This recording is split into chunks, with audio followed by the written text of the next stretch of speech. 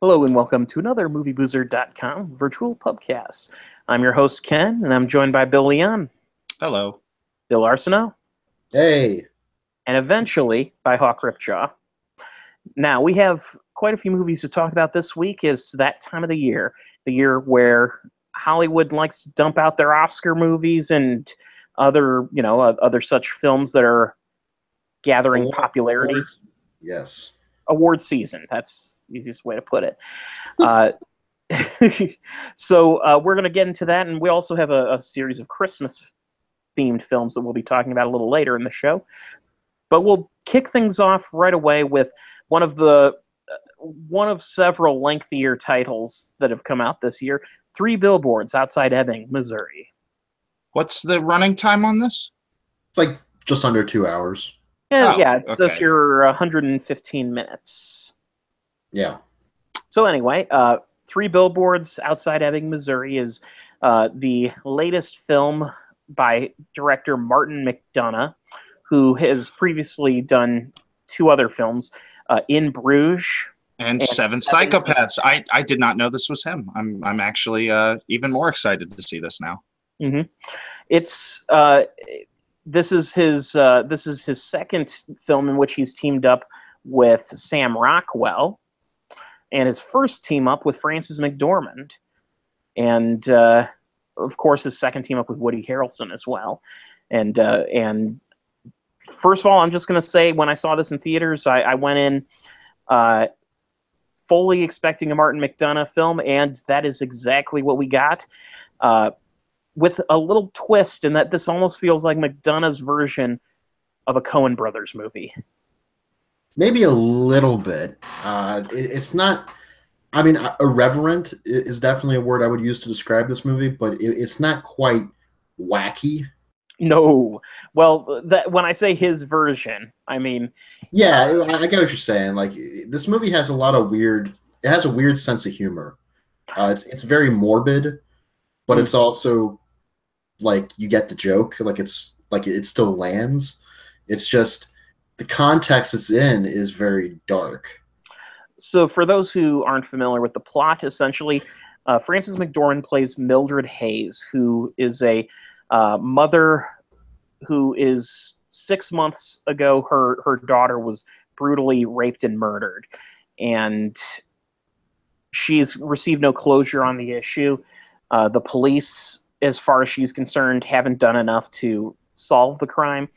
And she makes the decision to rent out 3 billboards just outside her hometown, which read in sequence, "Raped while dying," and "Still no arrests." And then finally, "How come, Chief Willoughby?" Chief Willoughby is played by Woody Harrelson, and he's basically the chief of police in this town of Ebbing, which is a fictional town, by the way, for those curious. Okay. Anyway, essentially, from that's sort of the jumping off point with which the film proceeds to kind of tell the story of all of these unusual characters who live in this town and how they're affected by this situation. They're all going through their own personal crises.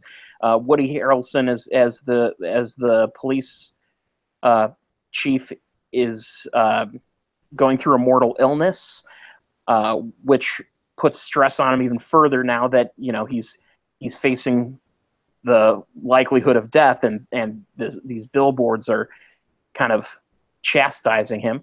You have Sam Rockwell, who plays one of the police officers in town, who is a bit of an asshole. Not a bit.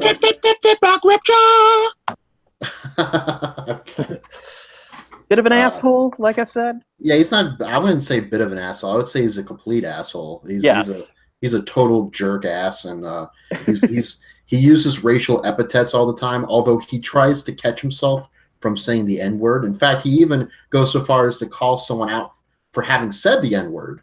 He's right. Like, you don't say that word. Not in reference to black people. You say people of color. Well, What'd you say, Hawk? What? Who is this? We're talking about 3 billboards. Okay. Outside Ebbing, Missouri. I haven't seen it yet. Okay, right. We're talking about Sam Rockwell's character. Okay. So Sam Rockwell's character is his character's name is Dixon, I believe. Yes, Jason Dixon. Yeah. Which of course is a nice little pun on Mason Dixon to hint at his right. Yeah, his sensibilities. Yeah, he's also not very smart. No, he's not well educated, and he's also kind of a dimwit as well. What they do set up though, what he wants more than anything is to be a respectable police officer, and the problem is he has no temperament for it. He's quick to anger. His domineering mother kind of leads him into some bad mistakes, and he's racist as hell, and yet, per Martin McDonagh's MO, over the course of this film, every character, no matter how, every major character, no matter how distasteful some of their behavior is, you get little elements of empathy for them. I would say really only two main characters go through those changes. Well, maybe three, Woody Harrelson, but he already starts off as kind of sensible and likable. He's not really, he's not. He does a little bit of intimidation at one point, but he's already the one character you can kind of relate to out of this pack of crazy people. Right. Frances McDormand's character is very brutish. She's got this fiery personality where she just wants justice and she won't let anyone forget about what happened, which rightfully so, but she's going about it in a very antagonistic way.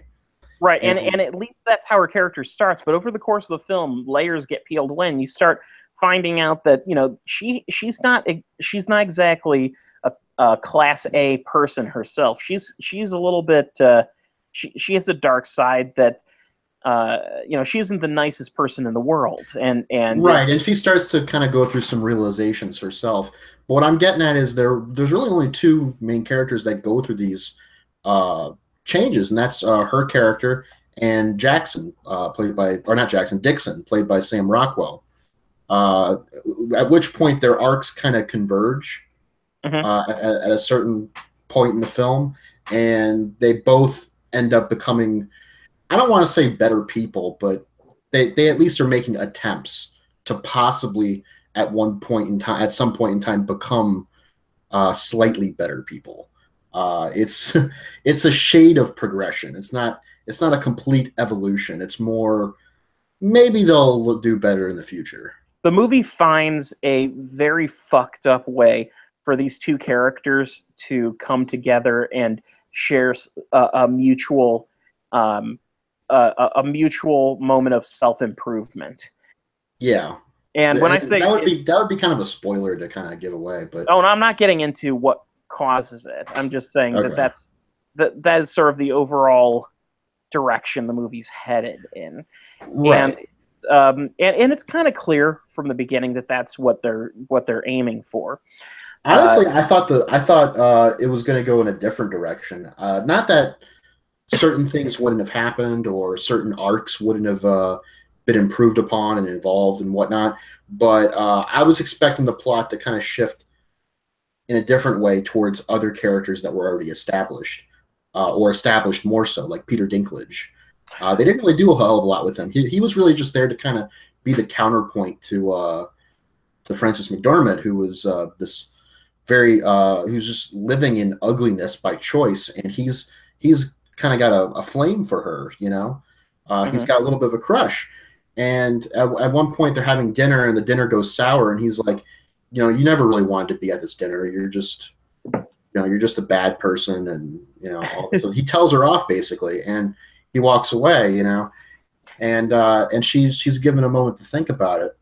But I was expecting the movie to do a little bit more with him, and in more, not, I don't want to say importance, but something more significant to the actual plot. Instead, he was there to help out a character. Well, the truth is, this isn't a movie in which there is necessarily a set in stone plot. There is a basic premise with which the events are kicked off, and there's a lot of things that happen that color the lives of these characters along the way. I would say there is a plot. It's just not easily resolved. It's or resolved it with a nice, tied up bow. It's almost like Sideways, the Alexander Payne movie, where it does have a story to it. Characters are out in wine country for celebrating the eventual wedding of a friend, and then they have an affair, and wacky things happen, but it doesn't really resolve itself. It just it's almost like in a circle. What I mean, just sort of run with this for a moment. Sure. What I mean is this is not. If you hear the initial premise, you might think, oh, this is going to be a murder mystery, and they're going to investigate, and there's going to be a solution. And do not go into the film thinking that there are any easy answers. No, there aren't easy answers, and I think that's part of the point of the movie is that nothing comes easy. Things kind of take time to kind of resolve, and you may not get it as soon as you want it. Yeah, I would say actually all of Martin McDonagh's films have a certain degree of nihilism to them, in that it. Did I just hear Mr. Poopy Butthole? Maybe. Maybe, he says coyly. Yeah, that's sorry, I didn't silence my phone all the way. That's my text tone. Oh, okay. Yeah, so anyway. So you're saying there's a little bit of nihilism in his films. I was literally about to reference Rick and Morty when that happened, so I'm a little bit freaked out, man. The whole thing of nothing really matters, everyone dies. She says that in the movie too. She has this very quiet moment with a deer? Yes. When she's like planting flowers next to one of the billboards, because I think the billboards are right around the area where her the body of her daughter was found. I think that's what's suggested, right? And she's having a conversation with the deer, which of course the deer isn't talking back or anything like that. Yeah, the deer just kind of wandered into the field. It's kind of a moment where she's just talking out loud to herself, really. And she says, "Oh yeah, nothing matters. There's no God. Everyone's gonna die." Blah, blah, blah. Not in those exact words, but very close. Not exactly. Yeah, very. I'm paraphrasing, of course, but the tone of the conversation was very sad, and she was doing it with a smile at first until after the deer left, in which case she put her face in her hands and was just bawling. Mm-hmm. So yeah, I do get a sense of nihilism from this film, but also, believe it or not, in a very messed up way, some optimism. It's a very specifically at the very end. Yeah, despite being set in Missouri, this is a very Irish movie, and Martin McDonagh is kind of the quintessential Irish playwright. His stories are darkly humorous, with a hint of there's always that hint of redemption, but mired in so much fire and brimstone and hellish. Literally at times in this movie, especially.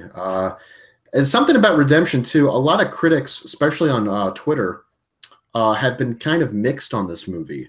A lot of them say it's outright bad, and that the redemption thing makes no sense because the characters it happens to are very unlikable and do horrible things.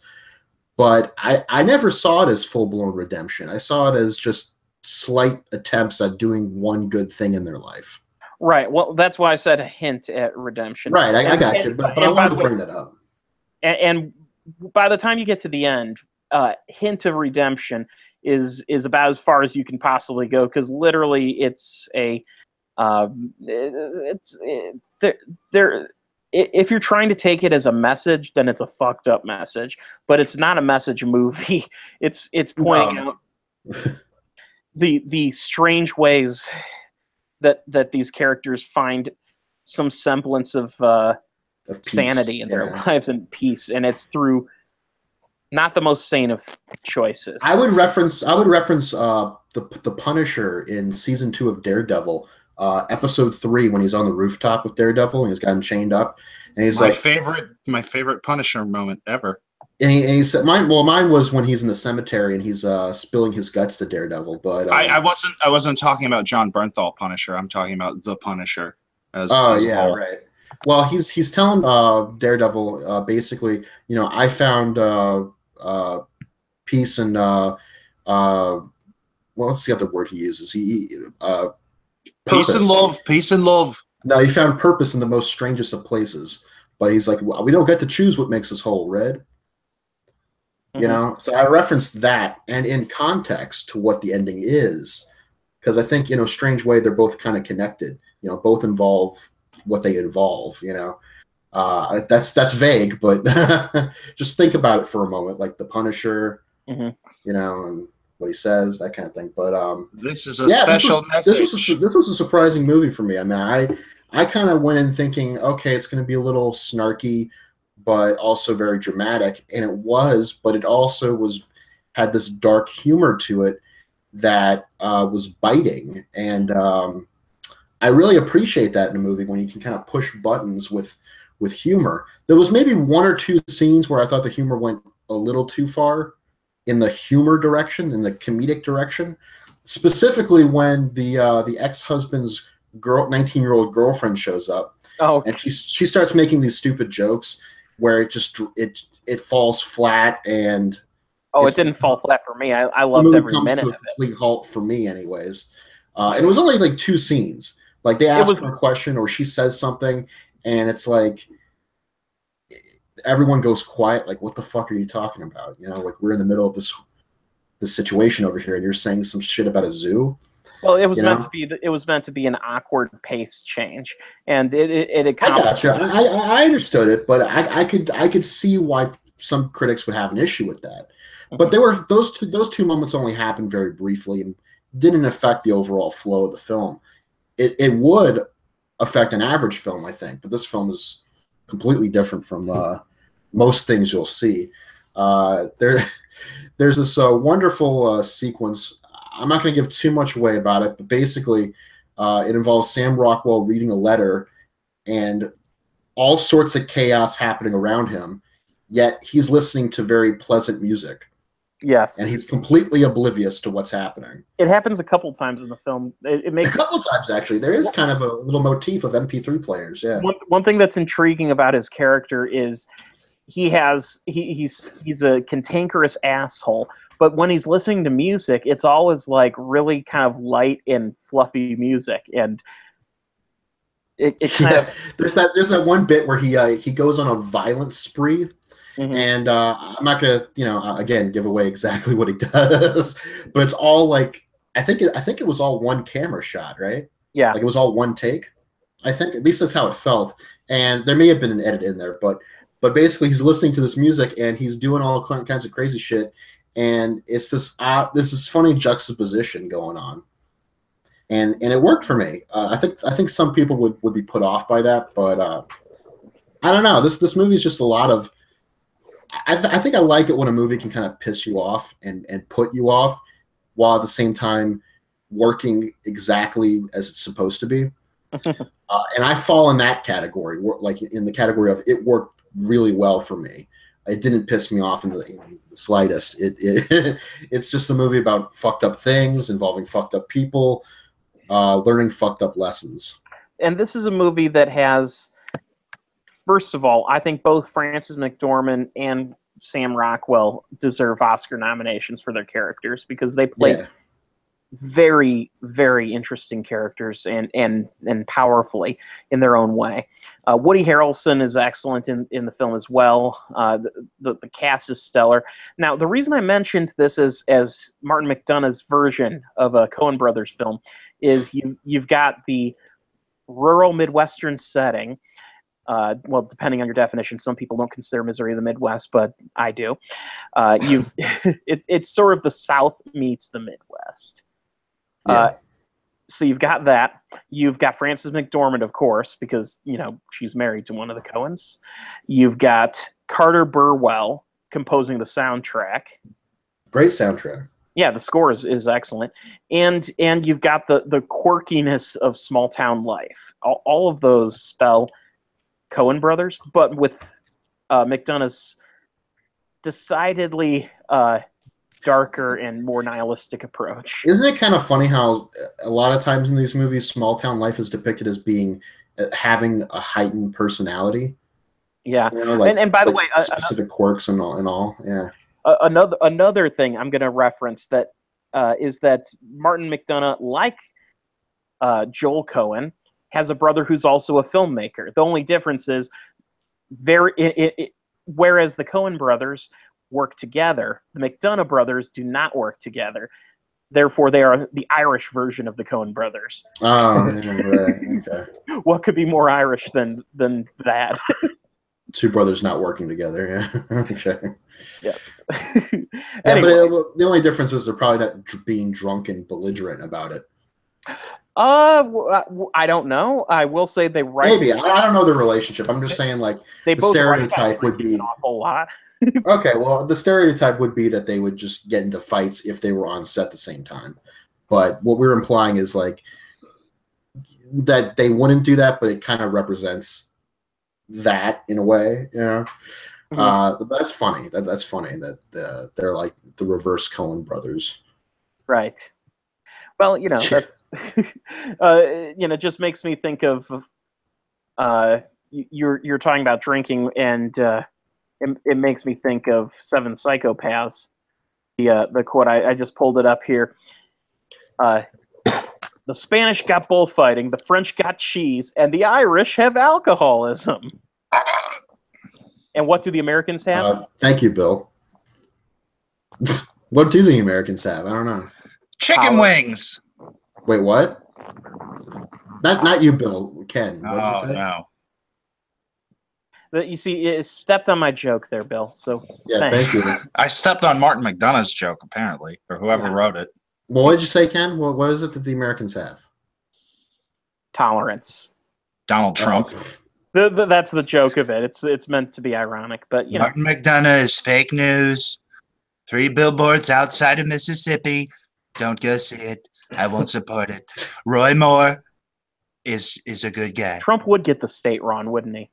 That's the thing. He actually was visiting Mississippi recently, the Civil Rights Museum or something, and that's in Mississippi. When he said Pocahontas, fire to it. Yeah, I think that's what he was there for, to put a burning cross on the lawn. He made some reference to Pocahontas in front of actual Native American people. Yeah, that was the Code Talkers, the World War II Code Talkers. Yeah, the Navajo. He's like, we got a woman in Congress who we call Pocahontas. You know, we call her Pocahontas. She's in on the joke. It's fine. So it's not racist for me to say that, you know. But you guys do a good job. You guys do a good job, you know. Why don't you have a room in my hotel? Who's Roy Moore is running in what state? Alabama. Okay. Who cares? No. Well, people do care because this guy This guy might be a pedophile. He's probably a pedophile. Let's go that far with it. I think I'm going to go ahead and go the libelous route and say that he's a Republican running for office, and so there's a good chance that he is. In the South, yeah, there's a good chance that he is. Yeah. I'm through. I'm through talking politics tonight, guys. Okay, all right, that's unless we do more Trump impersonations. That no. I'm done. What's funny about this is I did my impersonation, which is more of a John Gotti. and yeah, you came off as like a mob boss. Bill Leon's is more actual, you know, like on point. Like this is what he talks like, how he talks like. But me, I'm like, I believe Bobby Lashley is going to take out Umaga, and we're gonna shave Vince McMahon's head. That happened, yeah, at WrestleMania 23. My boy Bobby Lashley is going to take out Umaga, you know. See, I like that. That's funny. You sound like you're in the mob, Billy. Exactly. Well, he might be in the mob. He may have had connections. Who knows? The Russian mob. Anyway, so what's next up is called Getaway Man.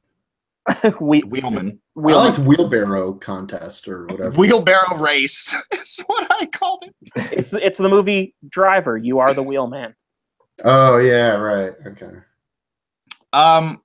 Is it based on that game, or is it? No, it isn't. It's just a coincidence. Okay.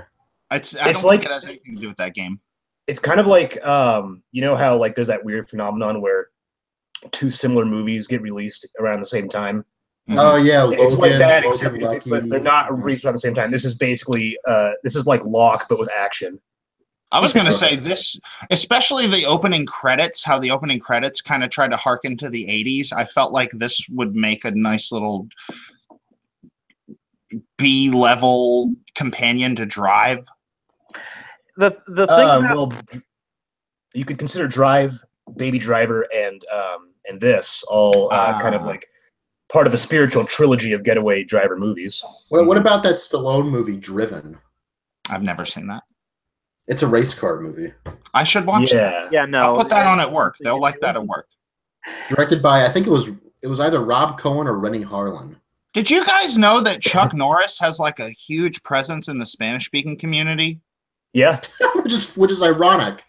I was not aware of this. Oh, yeah, you're absolutely right about that. But I was not aware of it until we were like watching action movies at work. And my coworker, who is from Honduras, but his wife is from Mexico, and I guess like that's what he sees on TV. He was like, "Put on Missing in Action," and I was like, "A canon Chuck Norris movie, okay."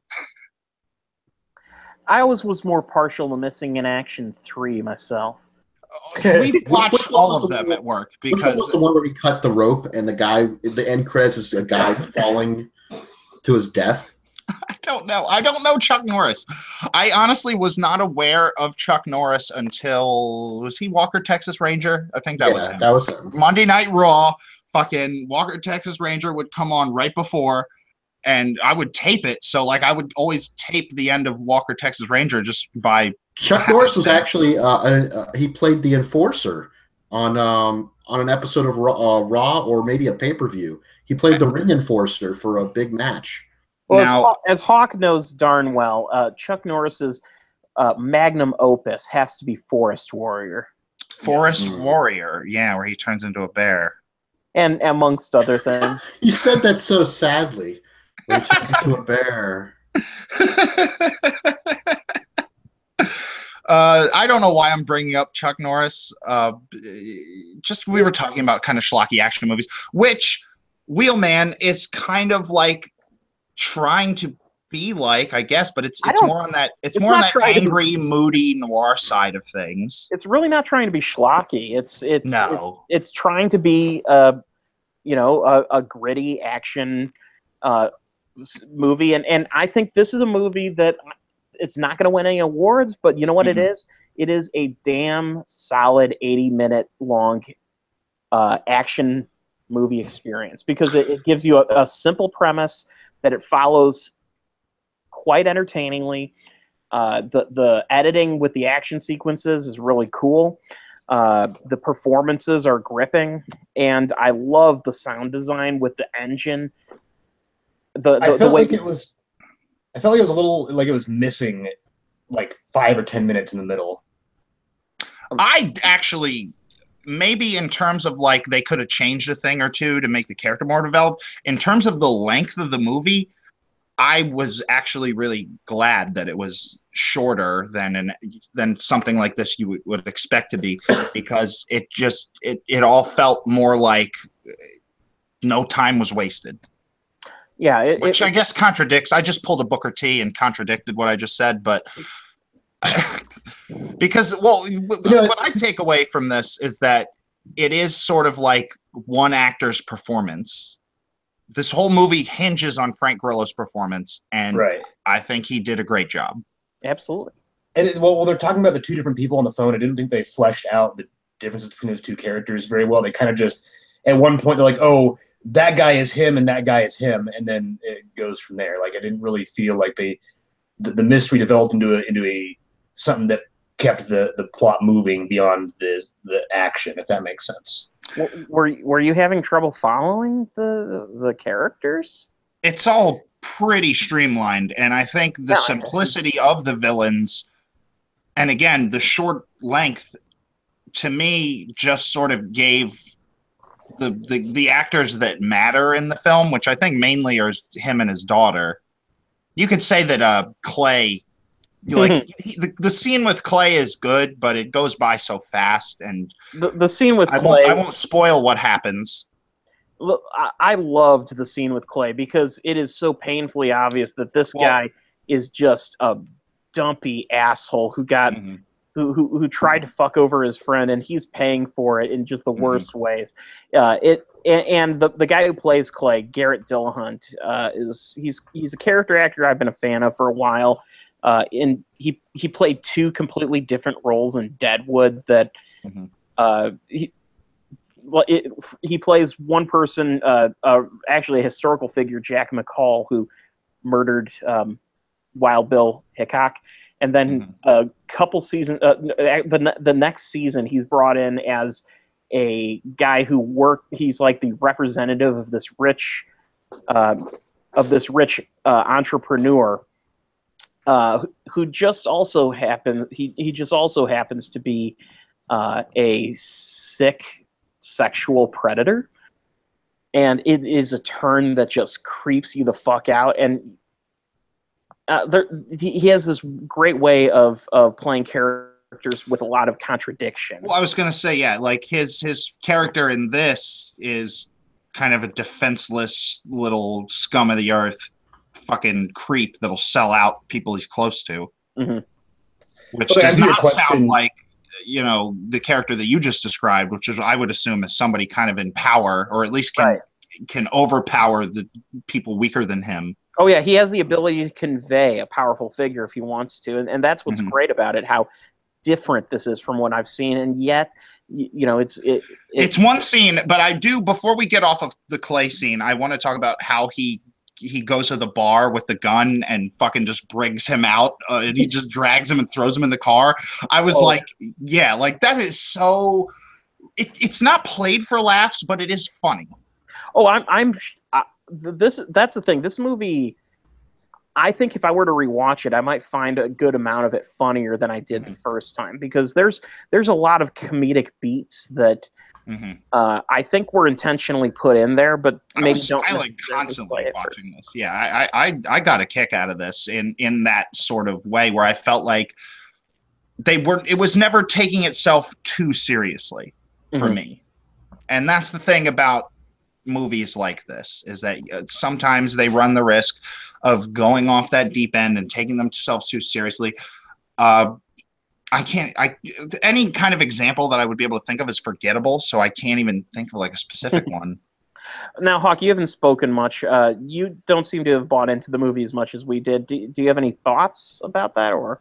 Well, yeah, like I was saying earlier, there's a whole lot of buildup on who is on the phone, who is out of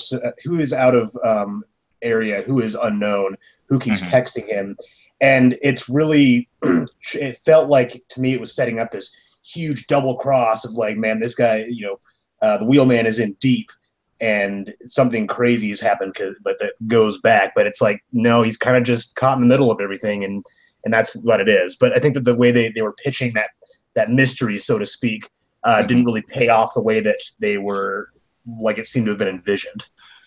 That's a good point. I honestly wasn't even thinking about that, because I was just kind of immediately, I love the setup to the driver character. I don't remember his name. I'm going to call him Frank Grillo. He doesn't have a name. He's just Wheelman. Yeah, he's Wheelman.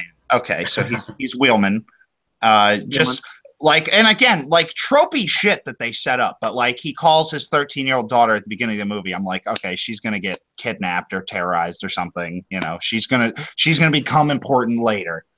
And that's the thing. This movie definitely hits a lot of action movie tropes, but it does. That's why this movie, That's what I kind of got out of it, though. It's like this just kind of felt like, from a script level, if I had just read the script, I would have been like, this is boring.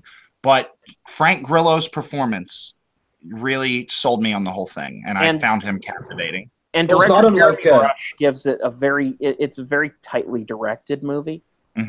Yeah.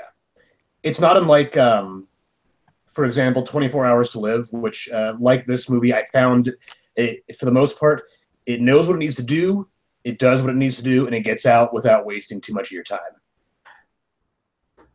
Well, Since you brought that up, why don't we go ahead and you haven't had a chance to talk about 24 Hours to Live, have you?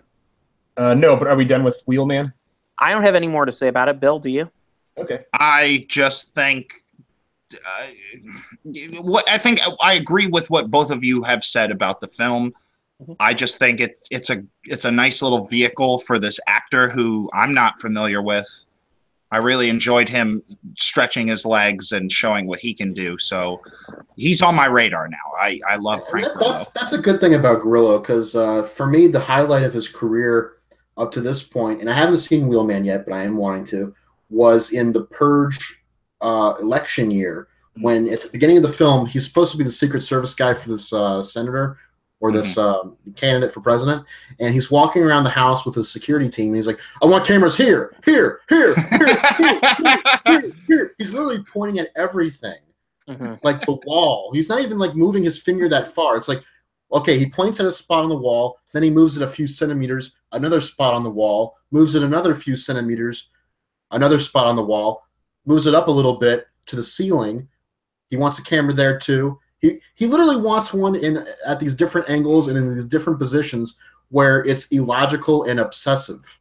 But he thinks this is good acting, or writing or whatever. I want cameras all over the place, literally.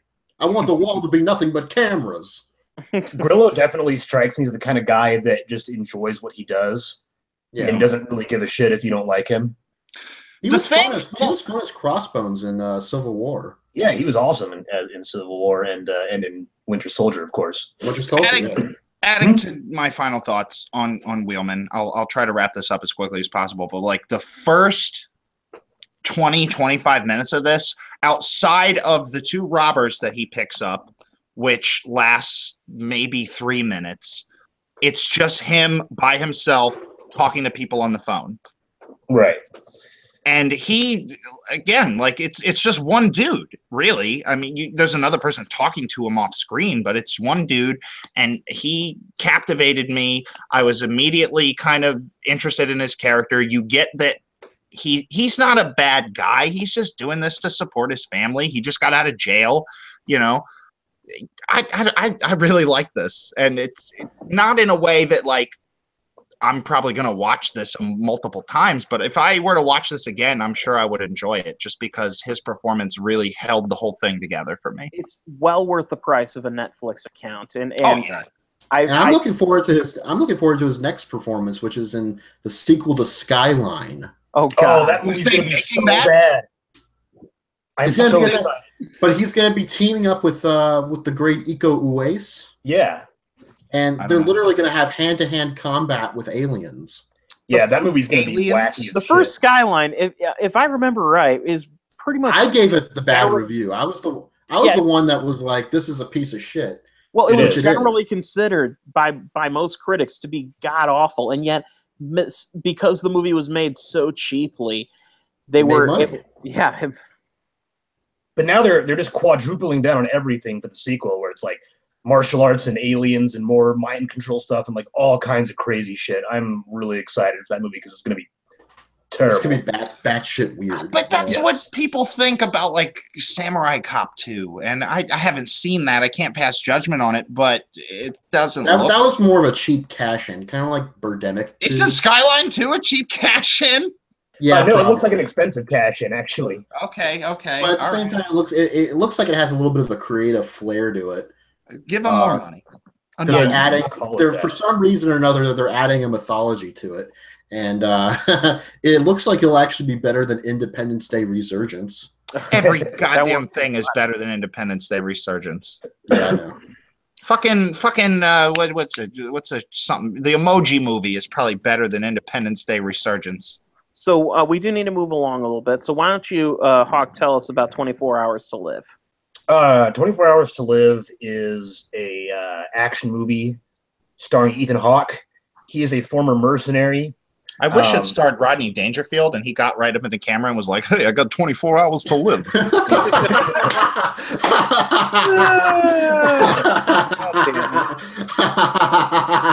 I don't even know why. That's so absurd. Anyway, he used to work for this mercenary organization called Red Mountain, which of course you'll probably pick up on this as I describe it. There's a lot of really dumb stuff in this movie, but it kind of knows exactly what to do with that. So as one reviewer pointed out, it's like, oh, it's the standard action movie bad guy organization thing where they take a thing and a color and put them together, and that's the name of their organization. But he spends his days boozing it up on the beach with Rutger Hauer, his father-in-law. Who doesn't? And what? I said, who doesn't? Oh, right. And then he gets called. He's retired because his wife and his son had been killed about a year prior. He is brought back by his former buddy in the organization, and they need to kill a whistleblower on Red Mountain who a Secret Service agent has rescued him and is trying to get him to safety. And so like, okay, hey, you, Ethan Hawke, you got to go kill this guy before the secrets of Red Mountain get out. That's a direct quote from the script, right? Yeah. He seduces the Secret Service agent, and then she kills him. But then Red Mountain brings him back to life with a device that will keep him alive for 24 hours because he's the only one that knows where this whistleblower still is. So they plan to interrogate him and then let him die. He, however, breaks out, and he has 24 hours to get his revenge on Red Mountain. That's basically what the movie is. And, like I was leading into when we were talking about Wheelman, it does what it needs to do, gets in and gets out. It's like a 90-minute movie, give or take a couple minutes. There's not much else to it besides that basic plot. One thing it does have in its corner is actually some solid action. I don't know what the budget was, but the movie looks more expensive than it probably is. There's a car chase or a shootout every 10 or 15 minutes at least. And it's all very, very well staged. It's well shot, and it's nice and loud and violent. This is from the producers of John Wick, and it follows that same blueprint of hiring a former stunt coordinator to direct the movie. So the guy knows his way. I think it's Brian Smurs. But he knows his way around an action scene. What? Brian Smurf? His name is SMRZ. SMRZ, as in his parents probably had an idea of what they wanted to name, and when the doctor asked them, they forgot. So they're just like, call him Brian Smurs. What's his last name? So it's not Brian Singer, because he's the only thing he's waiting on is the unemployment line. Yes. Well, and Nubile Boys. And we've been joined by a rare Zachariah Jeremiah. He was here last week. You fell asleep. Yeah, I know. Just to point that out again. We have fun. Yeah, it's a dumb movie. Like the climax is a type of thing that involves Ethan Hawke's character pointing two handguns in different directions at the same time and shit like that. But it's a fun movie at the end of the day. Like, when I was trying to write the review, I was kind of having a lot of trouble figuring out what I wanted to say because, like, it's a fine movie. I've got no really profound emotional feelings either way on it. I enjoyed it. It's inoffensive and it's fine. And then I read a review that a couple of things that different reviews brought up. One of them said it's so crazy. Like it's very high in its own supply of just really dumb action movie stuff. But it's kind of takes itself seriously as well. It's very tongue in cheek. And it said it's a fun movie if you don't keep your guard up. And where's the fun in keeping your guard up for this kind of movie? And somebody else too, they pointed out, this is a movie that has no business being in a type of review where somebody would really pick apart the problems with it. So it's kind of in regards to that, it was kind of a reminder that these are the kinds of films that you can just have fun with, and you don't really have to worry about whether or not they're really great or really bad. They're just a good time. That's how I felt about Wheelman. Arnold Wheelman, attorney at law. So that is, I believe it's available on Amazon now. I had the screener shortly before it released, and I believe it was supposed to release on the 1st. And as a side note, Creep 2 will be on Netflix on the 22nd of this month, I think. So you'll be able to see that and the first one, which will both be on Netflix. So, and Creep 2, I gave Creep 2 a toast on the site. Oh, Okay, I don't know what Creep 1 is, so. I think I can't remember if you were there for that. It's the Mark Duplass found footage serial killer movie. I vaguely remember you talking about this. Yeah. Is Creep 2? Do I need to watch Creep 1 to watch Creep 2? Yes. Okay, fine. It's actually very important that you watch the first one first because Zach backed me up on this. Yep. The two movies actually put together a pretty impressive quote unquote cinematic universe of this character. Yeah. Okay. Certainly. Cool. Yeah, cool. it's the rare sequel that builds on and does better than the predecessor, I'd say. And then it's very effective because of what you've seen in Creep 1 kind of builds a foundation that Creep 2 will rework and build on and sometimes tear down as well. Yeah, and the first one's like playing with your expectations of like horror films and just how the villain should react, that sort of thing. And the second one plays on your expectations that were formed watching the first one. Yeah, that's exactly how I would put it. Yeah. Yeah, anyway.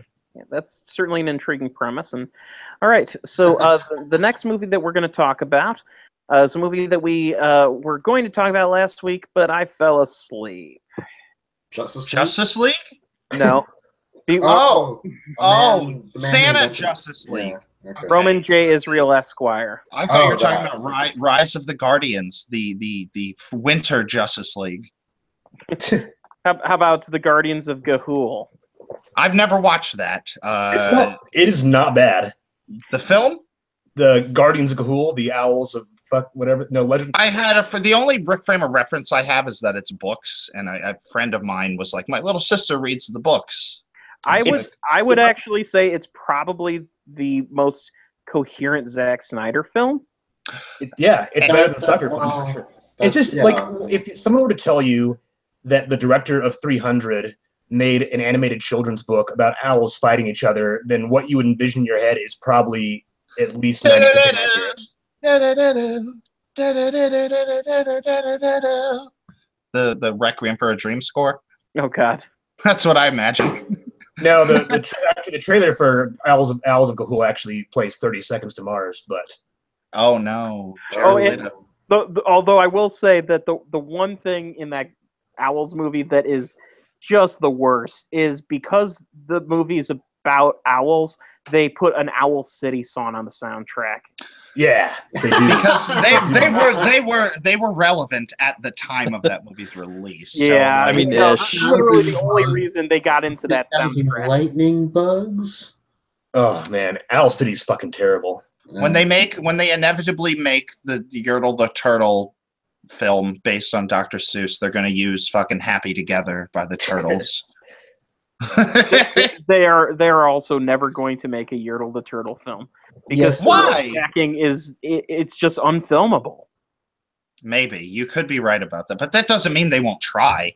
Oh yeah, they'll give it a plot, like something different, What I really want them to do is to make the Butter Battle book just an entire Ralph Bakshi already metaphor.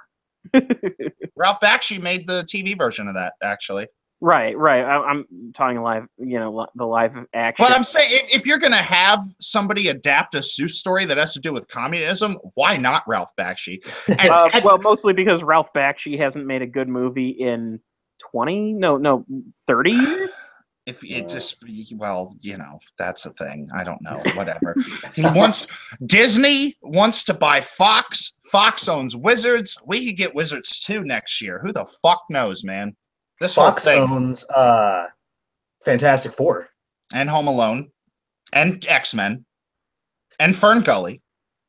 And apparently the distribution for the original Star Wars trilogy. They have the indefinite rights to A New Hope and rights for the rest of them until 2020. That's not that far away. No. Yeah, so remake. I mean, I don't know. No, there we go. They already remade it. It's called The Force Awakens. We're all fine with it. But I'll say this. I have the VHS tapes of the unaltered original trilogy. We need this shit in widescreen. We need it in HD. We need it in 1080p. Blah blah blah blah blah. It's these fucking companies. Just do it. Just make it happen. I don't give a fuck how you do it. Become a massive conglomerate that no one can take down. So the Grinch that stole Christmas, or whatever the fuck this movie is called. Roman J.S. Real Esquire. Wait. That's Okay, the one he's talking about, not the man who invented Christmas. I thought we were talking about the Christmas thing. So Yeah, the I Denzel didn't Washington see that stole Christmas. Okay, so Roman J. Israel Esquire is Denzel Washington's. Basically, it's his performance piece. The movie itself, before I even get into the plot, is, I would say, a reasonably entertaining kind of reasonably entertaining thriller. But is this based on the writings of the author of Fences? I don't even. I hesitate to call it a thriller. More of a legal drama. I've actually. Is this based on by something? Sapphire? It's by Sapphire. Yeah, it's based on the novel Roman J. Israel Esquire by Sapphire. God, by Sapphire. We just brought it full I'm lying. circle. He's lying. Bill, he's lying. You totally trolled me on that. 100%. I mean, Sapphire's got to be up to something, right? Roman J. Israel Esquire, based on the novel Push by Sapphire. It's like a Dr. Seuss rhyme. Wasn't this made by... It's written and directed by Dan Gilroy, who also previously did Nightcrawler. Right. Okay, so I've actually gotten a lot more down on this movie since I first saw it. So it'll be interesting to talk about this with you, Ken. When you say down, you mean down in a good way or bad way? Bad way. Oh, okay.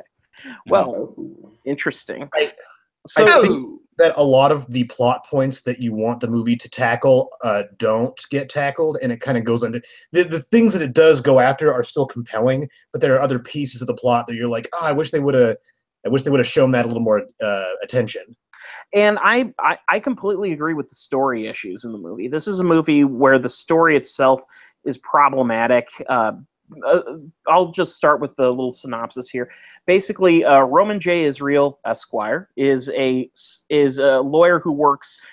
He's part of a two-man civil rights law firm, and he's worked for 35 years as sort of the backroom man in the firm. His job is to draft pleadings, do legal research, brainstorm with his partner on legal strategy, but he never appears in court. He never does the public face of the firm, like meeting with clients and things like that.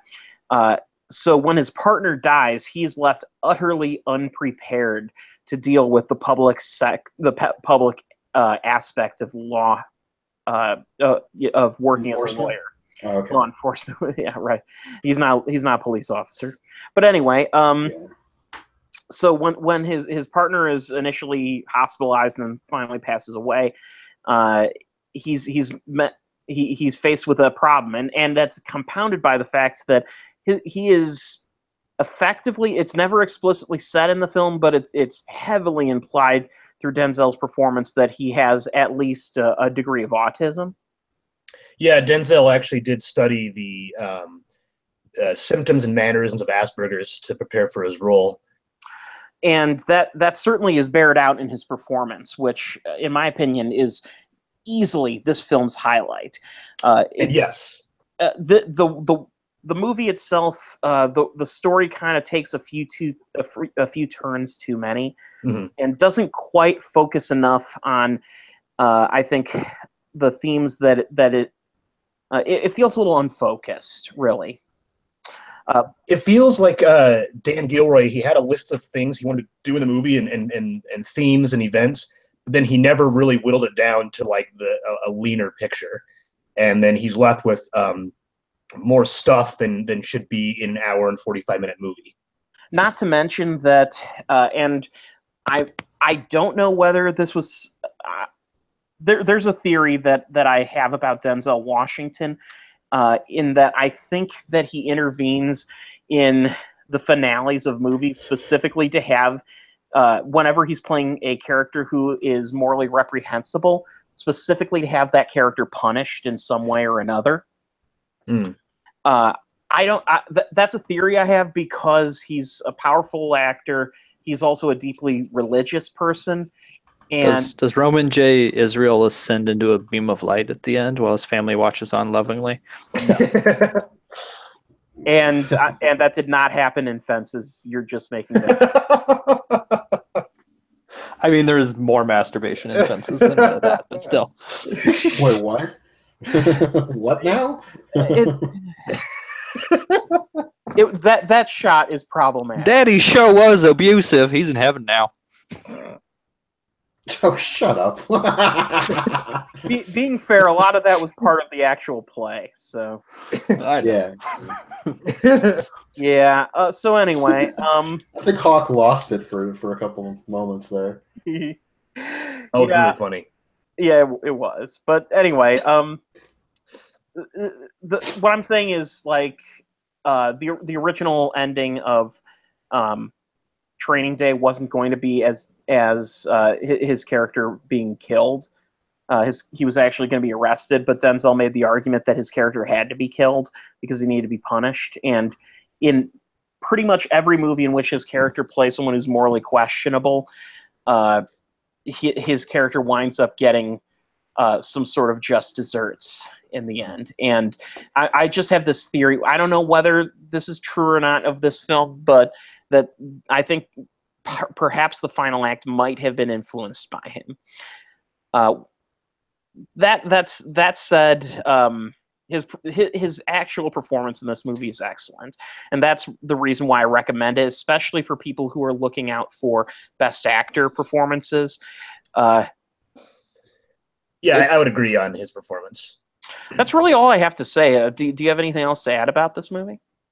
I just want to add that this movie continues to cement Dan. If nothing else, Dan Gilroy is a very good director of actors, because I would say Colin Farrell was also very good in this movie. That's true. I would be remiss. We would be remiss if we didn't mention Colin Farrell's character is the one who really gets an interesting arc in the movie, that his character begins as kind of your typical slightly sleazy big firm attorney, and Roman, he sees Roman as sort of why he got into law to begin with, that kind of idealism. And while in the film, the main theme of the film is Roman's fall from grace as a moral person and his loss of idealistic crusades, while that's happening, Colin Farrell's character is sort of taking the opposite turn, and in a very believable way that never feels artificial. It feels like a legitimate kind of coming to terms with his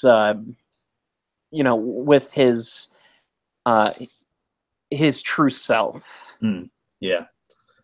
And I have to give Farrell a lot of credit, because that's a role that could easily have been cheesy or seen as a mawkish kind of attempt to bring some positivity to the film. But it really, his character arc really worked for me. So I will say that.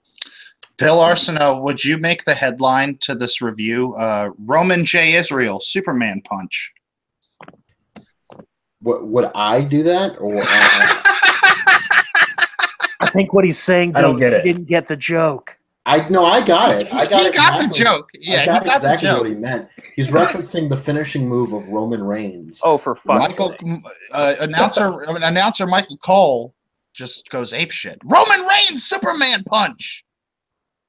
Which is referencing Man of Steel, when Superman puts his fist to the ground and then flies off. Which is because Aquaman in Justice League looks like Roman Reigns. Looks like Roman Reigns, right? And I kept wanting to say Superman punch, and I was like, but Superman's in this movie, so we have a problem. Anyway, so go see Denzel Washington's Dan Gilroy. I loved Nightcrawler. Rene Russo was great in that. We're not reviewing that movie, though.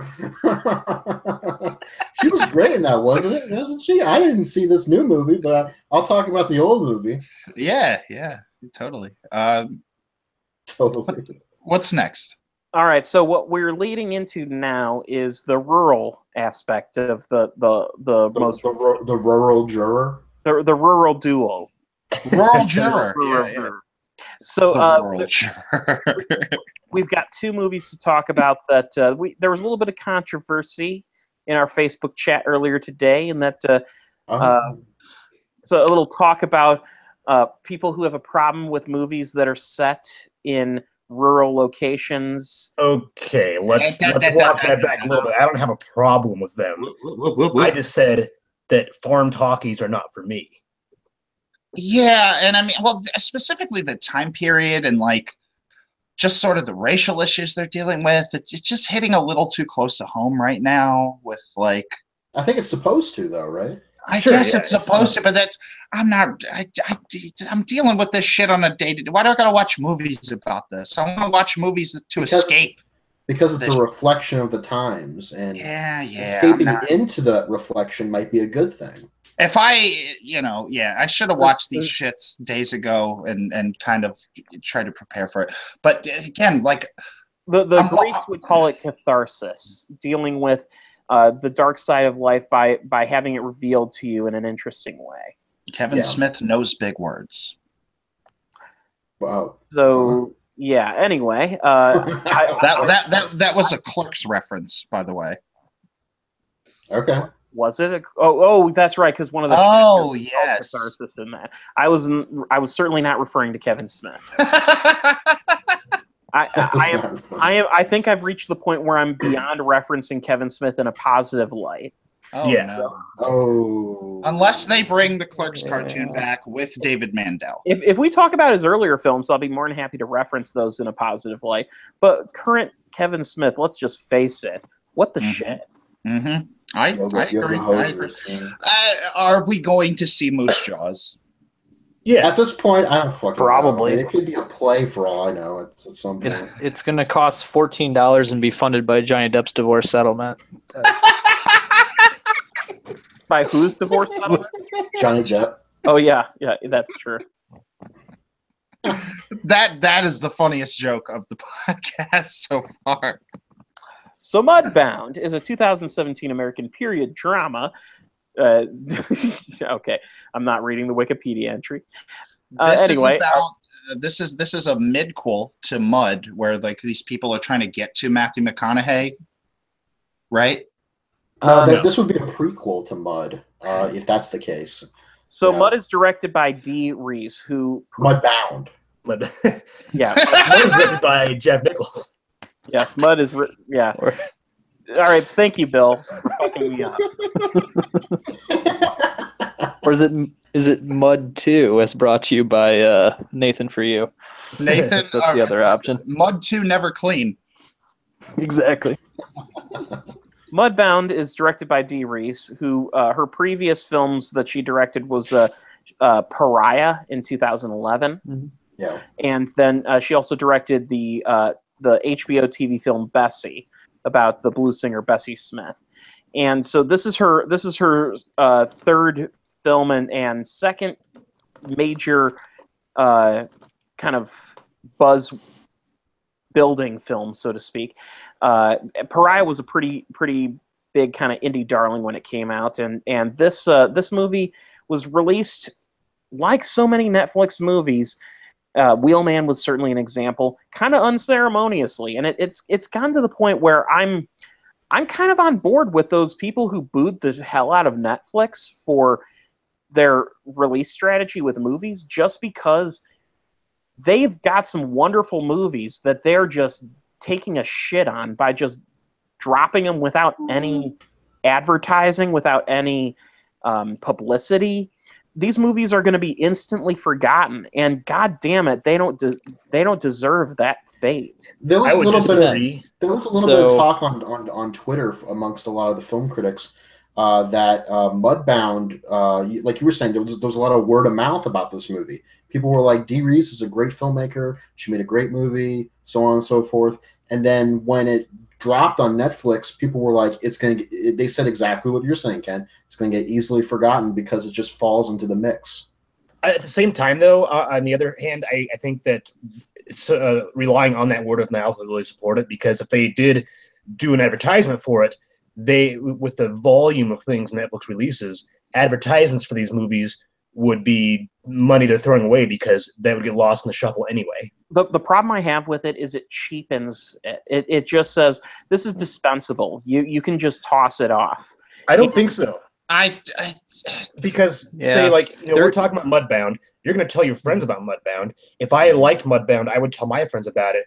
And then this other friend who's like, "Oh, I'm probably going to cancel Netflix," and I'll be like, "Yeah, but you should watch Mudbound first." And they will, and they might keep their Netflix. They will keep their Netflix subscription just to watch the movie that I recommended to them. It's relying heavily on that word of mouth, but I don't think that doing commercials and really promoting it would benefit it as much, just because of the way Netflix works. Well, they also premiered it at Sundance, I think. They run these out to the festivals, and they're going to run Oscar campaigns for a few of them. Yeah. Well, first of all, I think the Academy made it clear that they are never going to allow a Netflix movie into their team. Netflix already has Oscars, their documentaries, but they have some on their shelf already. For documentaries, I've yet to see any of their dramatic films get any. Yeah. Nods. There's definitely a push and a pull. I mean, the other argument, of course, is that these films wouldn't exist without the fat pockets of Netflix. They're raking in Emmys right now with Black Mirror, House of Cards. Did Stranger Things get an Emmy? I don't think so. It's been nominated. I don't know. I don't know. Black, probably. Okay, but yes, they've been pulling in major awards on the TV circuit. So I mean. And the Idris Elba film, Beast of No Nation, is that what it's called? Yeah. Yeah. Mm-hmm. That probably should have been a contender the year it was released. Yeah. And there's no excuse for that movie not getting. Did he win a Golden Globe? I don't think so. Although won some hardware for that performance. I'm going to just say again, no one gives a fuck about the Hollywood Foreign Press Awards. Yeah, but I mean... but they do about the Golden Globes, even though those are the same thing, I understand. That's exactly what they have. So they both, like, everyone shit talks them, and then everyone tunes in and uses them as Oscar prognostication bait. So it's like, I don't know. They do well. They do far better than their reputation would lead you to believe in recognition. I really, it hurts me to see movies like this not get a full-blown theatrical release. Mudbound is a movie that I think, of any of these recent Netflix movies, most deserves to be seen on a big screen, because it is an epic movie. Well, we have let the overall Netflix discussion overwhelm your review of the film, so I'm going to get into it right now. That's what I'm opening it to. All right, go for it. So set in the 1930s and 40s, Mudbound is a story that crosses the color barrier in an interesting way, in that it deals with racism, and it deals with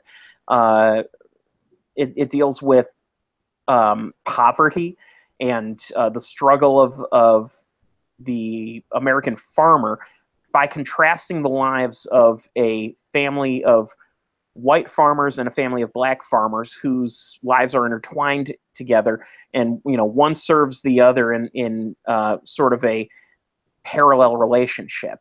And the movie kind of has some elements of Terrence Malick, in that there's a great deal of voiceover from the characters that sort of sets the tone early in the movie. Or David Lynch, with regards to Dune. Yeah, I could see that, except... I'm making a stupid joke, but...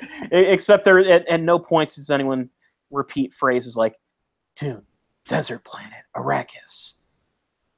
Yeah. Or the tooth. The tooth. Remember the tooth. Yeah. Anyway, so the film stars Carey Mulligan, Jason Clarke, Jason Mitchell, Mary J. Blige, and Garrett Hedlund, Jonathan Banks. It's a very solid cast of character actors, and oddly enough, Mary J. Blige, I didn't even know it was her until the credits rolled, and it blew my mind how believable her performance is. I never knew that she had that in her.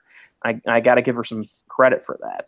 The Wikipedia page at the end of the top paragraph is like, the critics are praising Blige's performance. I wish critics got paid.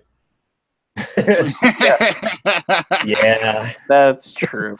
Be lovely. So anyway, what's fascinating about this movie, because of the way it contrasts these two families, it sort of shows the way both of these families are struggling in similar ways, and the slight differences between them.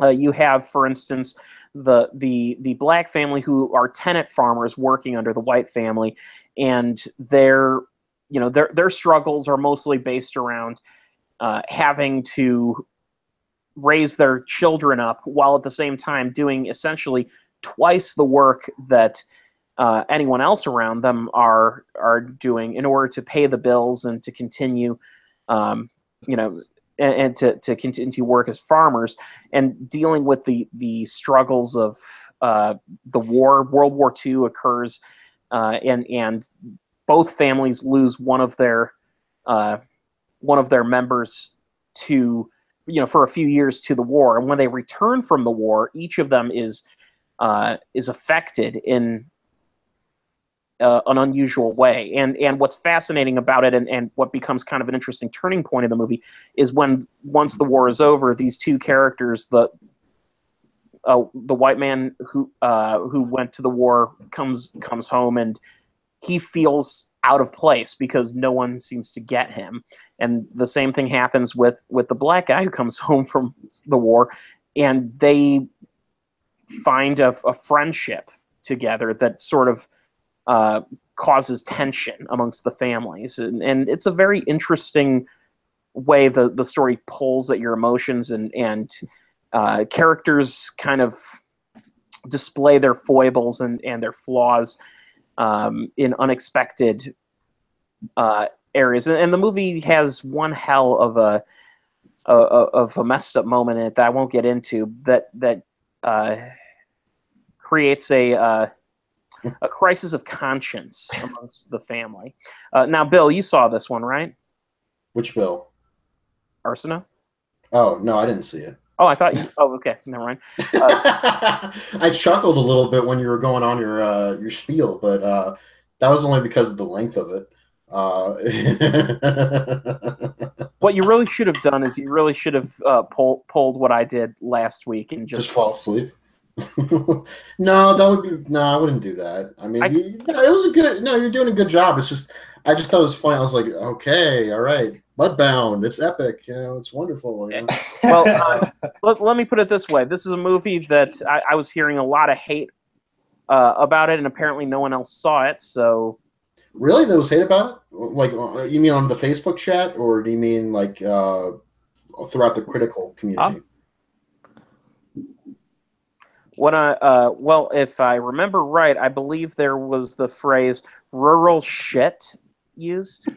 Oh, you mean in the Facebook chat? Okay. All right. And then something about lynching people, and that was those were unrelated conversations. That was not related to the quality of the movie. That was more of a joke in general about Bill Leon saying that something about whimsical movies of this nature, and I was like, oh right, whimsical racism, and shit like that. I was like, lynchings are magical. Heavy material. I've been meaning to watch it, Ken. I wish I had. I really want to see this. I want to do it this weekend. It played at the New Orleans Film Festival as one of the top selections. I didn't get a chance to go to that screening. I think it was taking place the same time as some other stuff that I wanted to see, but I figured it was coming to Netflix, so I'd have a chance to see it eventually. Which is a feather in Ken's argument, because I was actually going to suggest that. You probably were like, oh, this is as much a priority. It's a Netflix flick. There you go. That falls in the line with, oh, well, you can just put it in your queue and set it and forget it, But what separates that from a Netflix documentary that is equally compelling and enthralling? The main difference here is that with Netflix documentaries, the service Netflix has brought is that these documentaries were never going to get a chance at a theatrical release to begin with. Maybe New York and LA versus movies like Mudbound. I think Mudbound with the right distribution plan could easily be one of those movies, not unlike three billboards that begins with a limited maybe 200 theater release and then grows from there. And this is a word of mouth movie, and Three Billboards, by the way, an Amazon film. Yes. Except Amazon is actually putting their movie in theaters. Yeah, exactly. It shows a different approach to it. Yeah. But I don't know about you guys. I am of the opinion that we are moving forward to getting rid of movie theaters. That, I think, would be a horrific failure. And a travesty. If that were to happen. I think Leonard Maltin is very right when he's been asked this question. He says, here's the thing. If you take away movie theaters altogether, what are people going to do on their first date? They'll go to a restaurant. And then what? That's it. And they'll Netflix and chill. All up on each other's bodies. Netflix and chill! Except that on a first date, not everyone's very comfortable going to someone's private residence, and so it brings the question of, the movie theater provides a relatively safe environment for a person to have experience bonding over something. And unless you going to somebody's private residence before the first date. I would say if you are going to someone's private residence before the first date, then you are friends who happen to become boyfriend and girlfriend, and that's either that or you're in a very interesting relationship where before the first date they just want to get the sex right out of the way, so there's no awkwardness. That happens. No tension. That definitely happens. No tension, a lot. Yeah. That apparently does happen, but I mean, I don't know if I want to be in that relationship. I mean, that's just, without tension, there's no excitement. I don't know. Everyone else is like, yeah, Bill, you're the only one that would turn down sex. Like, you're not making me try hard enough. Oh my God. I want it to be a game. Speaking of not trying hard enough, The Man Who Stole Christmas. That's not what's there we go. That's also not the title. Again, I think honestly, I don't think we're done talking Mudbound. Okay. You know what? I'm going to leave it as is because any more detail, I'll be going into plot points, and this is a movie that I want people to see. And also that transition slaps you in the face. Ken, I heard that. I just want to say, like I said in the Facebook chat again, I do not think that these farm movies are for me. However, I tried watching about 20 minutes of Mudbound. Movies, blah blah blah blah blah. What? Conk's like, what? I'm sorry. It just sounds. Come on, farm movies. What the hell, man? Well, if you let me finish, you'll see why I called it that. Okay. Can I finish? Please, can I finish? Okay, I'm finished. I'm gonna let you finish. I started watching. I watched about 20 minutes of it, which is most of the farm stuff so far. And I really appreciated the look and feel of the movie. I think it looks like it's very well directed. I just have to be in the right mindset for it, which I was not. And that's fair enough, but don't come in here thinking that I'm just dumping all over rural films because I'm a fucking asshole. It's not just rural, like 1930s South shit. Almost guarantees you're gonna have some racial angle to it. And it's I get it. But I kind of do, because I get enough of that shit in the fucking news every day. Like, yeah, the world's a fucking terrible place. I get it. I don't need to be reminded that it was even worse back 60 years ago. And it's not it's not that they cut out a dude's worse. I'm sorry, I was about to spoil a major thing in this film. God damn it! Yeah, don't do that. Yeah, stop that. They cut out what? I gotta know. No, I'll find They do some fucked up shit in this movie. It's all for from what I understand, based on what stop. You're going into spoilers, like literally. Okay. No more spoilers. It's just like it's so much because like I see shit like this, and I see how the white people act, and I'm like, this is Make America Great Again, like back in the 30s. Like it's the same, it's the same people, man. Like it's the same type of people. You're talking as if the movie is saying that that's a good thing, and that's not. Maybe it's No, not. I think what but, like, Bill's saying is that he doesn't I'm want to just- acknowledge I'm that just these people burnt exist out. at all. I'm just burnt out on it. Does that make sense? I can understand it not being you not being in the mood for that sort of an experience, and Hawk, I get that as well. I'm just being a little hard on you guys because it's a very they're well made films, and I'm sure that they have great performances in them. And everyone has a genre that they're less interested in, and I completely get where you're coming from. I, for one, have taken some flack in the past because I can't stand show tunes in musicals. And you don't like JRPGs. And I don't like that. Yeah, that's video games, but you're right. I don't like choosing an action from a menu and watching it happen. Yes, Right. that's right. And I get flack for hating every single film that features Eddie Redmayne that is not Eddie Redmayne as a space lord. Eddie Redmayne or people attempting to be Eddie Redmayne. Hey, Eddie Redmayne, if we had a Hall of Fame or a little like shelf. I think the only other person that could be like Eddie Redmayne would be Caleb Jones. It will be very interesting to see your reaction, Zach, when the new Aardman movie comes out, because Eddie Redmayne is the star. Oh my God. That's going to be interesting. It's just his voice, though. Yeah, it is his voice. That's fine. I'm hoping it's its Space Lord voice. Honestly, I just want to say for the record, I'm always in the mood for movies like Mudbound. You know, I'm always in the mood for stuff that's going to compel and challenge you. Challenge me. Yes, that's the word I was going for. Well, yes, and I mean, what can I say? I like fiction. I like escapism. I like to not be reminded that the world is fucking horrible. And I can get down with art pieces like that, whether it be film or paintings or music or whatever. It's today. It really just had to do with today. It's my day off work. Like I watched this shit and I'm like, okay. And it wasn't shit. That's where I take issue. I'm not talking about Mudbound. I'm more referring to 1922, which I guess. Well, even that, I think Ken would take issue with. I have less of a problem with people complaining about 1922 because it's a movie that I knew full and well is going to be divisive. I happen to really enjoy the movie, but I also recognize, and we may as well start getting into 1922. 1922.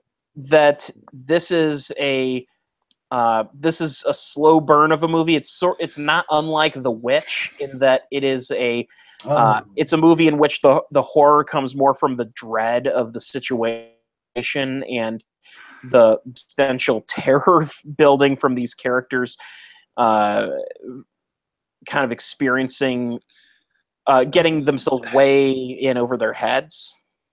That was kind of my problem with 1922 because the terror comes from this fucking terrible person, terrible character, fucking just the worst kind of human being in a time where the worst kind of human beings in a time period where the worst kind of human beings rose to the top of human respect. Society, you mean? Society, sure. I'm just going to say that you guys seem to be taking 1922 in a very serious light. Something about this film that I found fascinating was that it started off dark and brooding, and as it went along, I found myself laughing at just the ridiculous, fucked up nature of how screwed this guy made himself, and how deep the hole was that he dug for himself. I kind of have to bow out of the discussion at this point because all I saw was the first 5 minutes. But I will. Can you agree with me on this? The first 5 minutes, the main character does make an impression of like, oh, this is a dickhead. Yeah. Yeah. Am I wrong? But I don't think. I think you can have a character be the antagonist and be the lead character that you're. I liked the comedy with Tim Heidecker, and he raped somebody in that movie. Oh, yeah, Ooh, So right, yeah, no, that happened. That there happened. you go. So I mean, and plus it's Stephen King. Am I wrong? I did not know that. I did not know that going in. But again, I only watched 5 minutes. So Stephen King's got a weird, twisted sense of humor and sense of. He loves writing offensive redneck characters. Like that's a staple of his. and this movie is literally a movie focused on that is your main character as the most slack-jawed, podunk redneck you've ever met. My wife don't like the farm life. I better take her out so I can take over the farm and I'm all about this farm life. So for those who don't know the plot, basically... I just described it. Yeah, right, exactly. Oh, okay. Thomas Jane plays Wilfred James. He's a guy who is... he lives in Nebraska with his wife and son, who's a teenager. I gotta say, I did not even realize that was Thomas Jane. Yeah. And now that you've pointed it out, I see it, and I'm making that fucking Chris Pratt on Parks and Rec face. Like, oh, the surprise. Yes, I wow, that was Thomas Jane. He's a good actor. He descends completely into this role, and essentially, Thomas Jane's character in this film, his wife has grown apart from him, and she wants no part of farm life, not unlike Chris, apparently. And so she decides that she's going to sell the farm because she owns the rights to... So this is like the sequel to Green Acres, huh? Or this is where Green Acres eventually leads to. Hey, goodbye, city life. She married a rich guy on Green Acres, so it's... Yeah, but he wanted to enjoy the farm life. But Thomas Jane's character in this was not rich. Thomas Jane's character in this was not rich before they met. In fact, I would argue that he might have been more miserable before he had his son. Oh, okay. Well, I'm just making a statement. Is that a fair assumption? His son is the one thing that kept them together, it seems.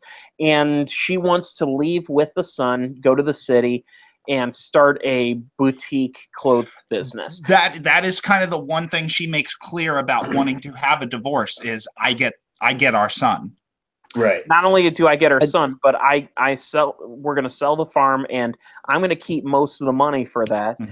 She does offer eventually to give him half, and he doesn't like that. So he makes the typical Stephen King decision of, all right, well, I'm going to kill you then. Well, he can't go down that road. And not only does, yeah, that's very Maine accented. Now he was doing a South Park reference. Yeah, I know. Well, no, I was doing a Pet Cemetery reference, which South Park was referencing Pet Cemetery. That's from Pet Cemetery. Okay, you're right. But anyway, and not only does he decide to kill his wife, but he decides to convince his son to take part in the murder. And in doing everybody's a dick in this movie, basically. Oh, absolutely. This is a movie in which you do not root for the protagonist. What you want to see him suffer, and this movie delivers that. I'm not exaggerating, Bill A, when I said that this movie goes to some unknown origin elements. Yeah, okay. There's a recurring theme of rats in this movie. An image that he sees very early after burying his dead wife is rats getting into her body and like ripping it up, and he keeps rats start invading the house, and it gets really it doesn't go to the insane heights of unknown origin, but it gets pretty gross, and there's a lot of crazy body horror moments in this film that build and build upon it, and it draws a strange line where you're not sure what is real and what is imagined. Okay. And what I enjoyed about that is to me this movie felt like it felt like a solid 100 minutes of Schadenfreude. That's why I enjoyed it. It was watching a character that seems a lot like some people that I don't like, and it proceeds to treat them in the way they deserve, which Stephen King doesn't always do. The bad guy characters in his books that you hate don't always get their just desserts. And that's why I think this really satisfied me as an atypical Stephen King story, where you got to actually see that happen. You know what my favorite story where the bad guy kind of gets away with it by Stephen King is Thinner. Yeah. You know, where he's like, you want to have some of this pie, honey? You know, Oh, God. It's like all bloody and gross and everything, and she's like, "Yeah, I'll have some pie." I have never seen Thinner. That movie's messed. That movie's pretty funny. This character actor wears a fat suit at the beginning to play this lawyer guy. He accidentally runs over a native, some sort of not a Native American, but a gypsy, I think, and in America, and he's getting a blowjob by his wife at the same time, so that adds insult to injury, but he gets off for it. Like he doesn't get charged with anything. And the gypsy curses him, where he's going to starve to death or get thinner over the course of the movie, and it leads to a mobster that he has ties with to hunt down the gypsies to convince them to take the curse off him, which involves him feeding up pie and he decides to do it to his wife because his wife is like a bad person too, and she's cheating on him. So she does that. He starts gaining weight again, and it ends with him going like, "Hey, daughter, you want some pie?" So he's willing to kill again, you know, by feeding someone pie. It's good. That was like the best movie description ever. So sounds like Stephen King. Yeah. So Did it happen in Maine? Sorry. Yeah. Except this doesn't take. Yeah, 1922 has nothing to do with Maine. That's the one thing that does. That's the box that you do not check from the Stephen King story. The movie looked a lot in the trailers for 1922. Looked a lot like the Dust Bowl. Does this take place during like? Oh yeah, 1922 is right in the midst of poverty. The Dust Bowl was a little bit later. It really didn't take. That didn't happen until the 30s, but you get that same, failing economy. And anyway, I completely understand criticism of this movie in that it's certainly not for everyone. It's a slow, kind of brooding film in a lot of ways, but I dug it. Now we have some other opinions, so let's hear them. I'll open the floor for that. I'm talking too long. It just didn't really pull me in. I thought I agree that Thomas Jane's performance was really great. I like some of the horror stuff, but I guess seeing it from your perspective, like watching that this shitty stuff happen to him is great. But I don't think there's any tension in terms of what's going to happen because this movie has a very clear blueprint of what it's going to do, and so I was kind of like just waiting for it to be over. Like I said in the Facebook chat, I was like, "Yeah, the movie's fine. I just once it's over, I'm ready for something else." I can see your point to an extent of it. There's really no mystery to it. I mean, the movie even begins with him essentially saying what's going on. But to me, it wasn't about the mystery of what's going to happen. It was the thrill of watching it happen to such a dick. Right. And here's the best part of it is everyone in this is a dick because the wife is horrible too. She is like your typical King, like shrill housewife person. And, right. And so everyone in this gets fucked over, and it's great. It's so nice to get that once in a while. It's an escape from the reality of people like that, being elected into office. I made a comment earlier today. I said the protagonist in this feels like a time-traveling Trump supporter. Yeah, you're not wrong. Yeah, and that's... Well, here's the thing. You're not. I assumed. Well, here's the thing. You're telling me now, like by the end of this film, he meets his downfall. Correct? Oh, in a wonderful. He gets everything about it. This is the story of fucking Job. Everything gets taken away from him. You do not get that in the first 5 minutes. In the first 5 minutes, you think he's going to get away with it scot-free because he's checking into that hotel or whatever the opening scene is. Well, I mean, I don't know, Bill.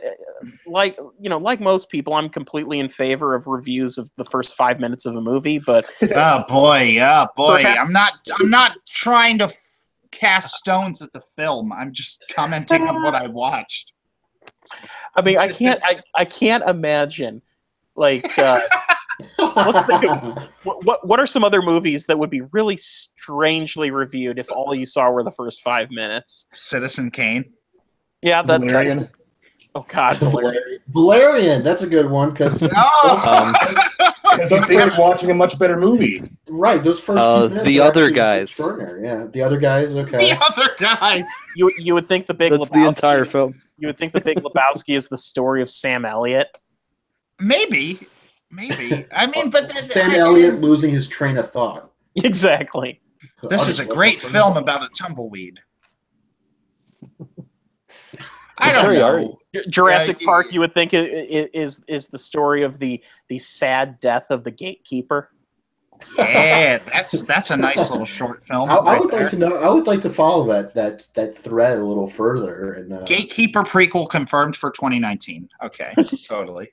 That poor guy, and then they make it clear that he has fucking family later in the film. It's right, like that's the thread I would like to continue on. Is like, okay, did they sue the company? Did they have that's exactly what happened. That's the entire settle. The hidden plot in Jurassic Park is the whole reason Grant is being brought there is because the family of that dead gatekeeper is suing to keep the park from opening. Yeah. And, that's right. Yeah. Okay. And people don't think about that. It reminds me of that fantastic scene in Austin Powers International Man of Mystery where the guy is in front of the steamroller like, no! Yeah. Oh, and then we follow the deleted scene. The deleted scene after the credits. It's like they call us family. It's so fucking perfect. Oh, and by the way, if all you saw was the first 5 minutes of Austin Powers, The Spy Who Shagged Me, you would think that it's about a guy whose wife turns into a killer robot and then he walks around naked. Isn't that what Austin Powers is about? I would, yeah. I think Zach is on the right track here. Like, isn't You're that not the wrong. movie? Wait a tick. That means I'm single again. Oh, behave. My parents over there. I'm pointing to a box of DVDs. My parents have the original Austin Powers trilogy on DVD, and I haven't seen them in like a decade. So maybe I should revisit those. Only the first one holds up in any conceivable way. Okay. I would disagree. I'm not going to argue with you about the other two are fucking messes. For me, the 3 didn't stand up enough to hold up, unfortunately. I think it was a key. Three is just fucking garbage. The second one has some redeemable moments, but is not that great. The first one is solid. You know what disturbed me in Goldmember? When Michael Caine was like, "Hey, Mini-Me, show me your penis." Oh my god. I just figured that was Michael Caine thinking he was not on camera. You two, Vern Troyer sharing the Rich Evans gif. I get large extremely fast. I get large extremely fast. All right. Wayne's World is better than Austin Powers. I'm just going to come out there and just end it with that. I would say So I Married an Axe Murderer is better than Austin Powers. Yeah. It's not better than the first Wayne's World. No, not the Wayne's World. No, Wayne's World's better, but I would say if you're looking for Mike Myers outside of the Wayne's World universe, So I Married an Axe Murderer is totally worth it. It's a fun, hilarious film, especially when he plays his Scottish father in that. There's a scene at the wedding where he's, if you want my body and you think I'm sexy. That was in his home actually, but my favorite part of that I've seen that movie so many times. I could quote it scene by scene. My favorite part of that entire movie though is completely nothing to do with Mike Myers. It's when his Phil Hartman? When his police friend tries to get to commandeer a car. It's when Charles Grodin, and Charles Grodin's just like no. He's like my favorite subplot in that movie was the detective friend trying to get excitement out of his job, and he's going to his chief, and his chief is such a nice guy. Mm-hmm. He's like, I don't understand. Well, what's wrong with this? And he's like, well, Chief, can't you ever say, like, get the mayor's on my ass? I gotta get this, you know. And he's like, well, to be honest, I don't talk to the mayor, you know. And he's like, you just don't get it, do you? You know? Yeah, he desperately wants to be an 80s, like, on an 80s cop show, basically. You're right. And then he does a spiel in front of the wife at the end when the axe murderer is attacking Mike Myers on the roof of the hotel, and he's like, we can talk about it here, or we can talk about it downtown. And then you can hear Mike Myers going, ah! Or the pretentious ass poetry moments in the movie that I love those. I was literally just about to bring those up when he's talking about like Betty Rubble, and he's like, Betty Rubble. I don't dun, dun, dun. Yeah, or like, excuse me, I believe I ordered the large cappuccino. Hello. Yeah, the Phil Hartman scene on Alcatraz. Alcatraz was that is kind of a piece of gold too. Now this is a story that the other guards won't tell you. It's kind of I would say it's kind of up there with UHF and sort of these comedy films that the mainstream didn't discover. Right. Well, but it played enough on Comedy Central to eventually become a cult classic. Well, much like UHF, it's a movie that the people who grew up in the 90s watching Comedy Central would know. Like that and One Crazy Summer is another one that's like, you know, no one else has heard of, but it played, you know. Anyway, that and Toys. Fucking Toys is just this weird discovery, especially if you see it on cable out of nowhere. You're like, oh, there's a film with Robin Williams on. I'll put that on television. And as we are, sorry, go ahead. How did we get on this topic? I don't know, but as you watch Toys, we're talking about Thomas Jane in 1922. I'm gonna cut myself off and just say we need to have a group discussion about Toys, and we talked about it briefly when Robin Williams passed away, and Bill Arsenault kind of said like you kind of championed it. You were the person that said I like Toys. And the more that I watch it, the more drawn to it I am. The more it's an interesting movie. Yeah, it's like your Cat in the Hat, right? I was literally you took the words right out of my mouth, a la Meatloaf. While we head into the doldrums of shituary, we'll go ahead and devote some time to talking about some obscure movies. I say we do a commentary of it, but that's just I'm me. totally. We haven't done a commentary in a long time. Yes, and especially Hawk Ripjaw. Have you watched Toys with Robin Williams? A long time ago. Okay. It's weird, so we should totally do that. While we're on the subject of toys, Christmas. Toys leads to Christmas, and I've got a great segue in that I will quickly recommend for those of you looking for a holiday-themed Comedy Central movie, look no further than The Hebrew Hammer. And corn and chicken. Oh god. Holiday theme. That's not holiday themed. No, not at all. But The Hebrew Hammer is. It's Hanukkah themed. So right. And a little bit of Kwanzaa. Because Andy Dick plays the antique Santa Claus? He plays Santa Claus's son who becomes Santa Claus after doesn't he basically like murder him? Yeah, I think so. Yeah. So anyway, we're going to talk about a trilogy of 3 completely unrelated and thematically different Christmas movies. We'll start with Better Watch Out. Better Watch Out is a movie I can't really say too much about because everything from the trailer to the description is actually deliberately misleading as to what the movie actually is about, which normally is something that would piss me off. But part of the joy of watching Better Watch Out is seeing how it consistently plays on what you're expecting it to do. It is kind of like Home Alone with a very nasty twist, but it's got some other things too. And so it's really hard to describe it, honestly. It involves, you guys remember Pan, right? Pan from a couple years ago with Hugh Jackman. Yeah, the kid that plays Pan is in this with movie. With the lights totally out, different. It's less dangerous. Here we are now. That's such a bad scene. What happened with that film? I don't know. Well, what happened with my initial review of it? I actually kind of liked it on first viewing. I watched it because somebody said it was good. That was probably me. But that kid that plays Pan, Levi Miller, he's in this as well. He's totally different. He's a lot. He's actually. I'm excited to see what else he'll be in because he did a really good job. What the plot is described as is this kid, this 13-year-old kid played by Levi Miller, is with his babysitter in the house while the parents are gone for a Christmas party, and then there are some intruders, and that's kind of all it leaves you with when if you were to go on to Amazon and look at the description. But it is a lot more than that. I will say that it goes to some profoundly uncomfortable places. It is very clever with how it shows restraint with some gore, and it's got this very nice blend of horror and nihilistic comedy that again, it's a lot of fun to watch. That's all I'll say. I can't, unless you guys want me to spoil it, I will, but I really encourage seeing this without any trailers or any solid reviews of it that talk about what it's about.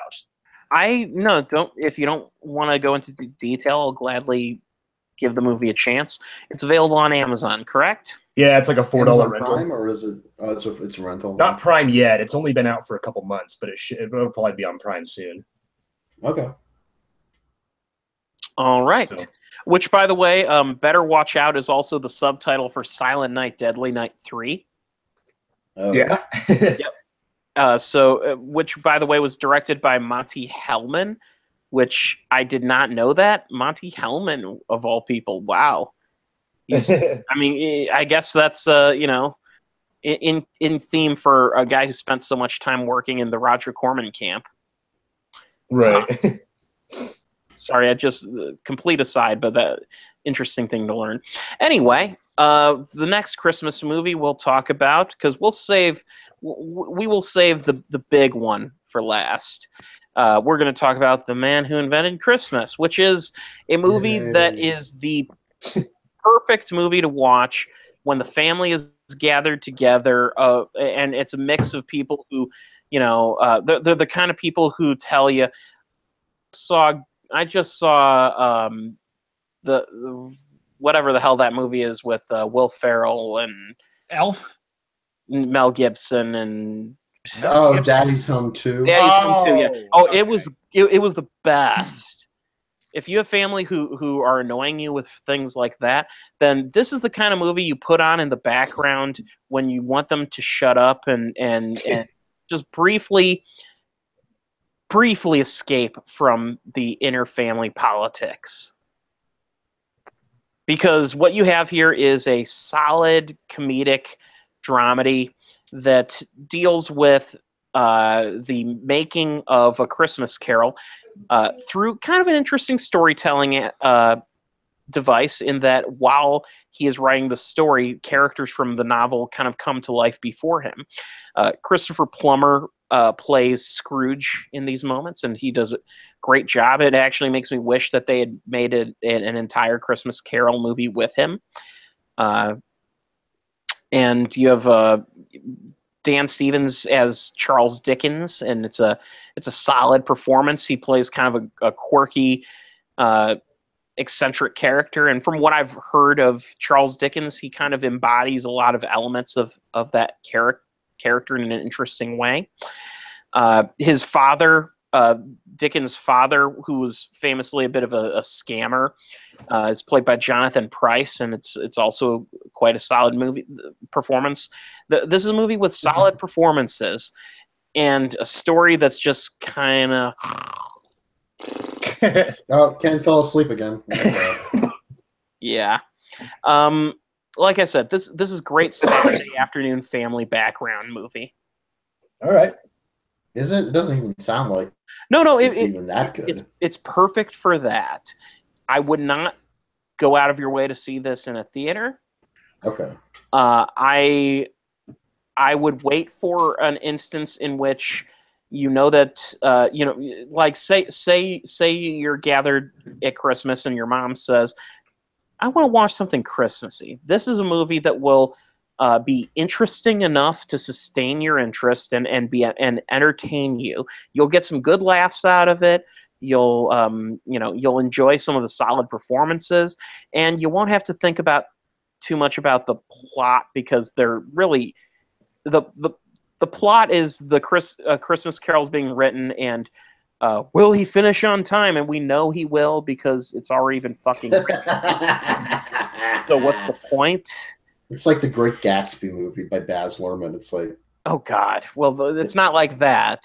This is actually a no. movie. I mean, in terms of it being like the wraparound for that movie was he's writing the Great Gatsby.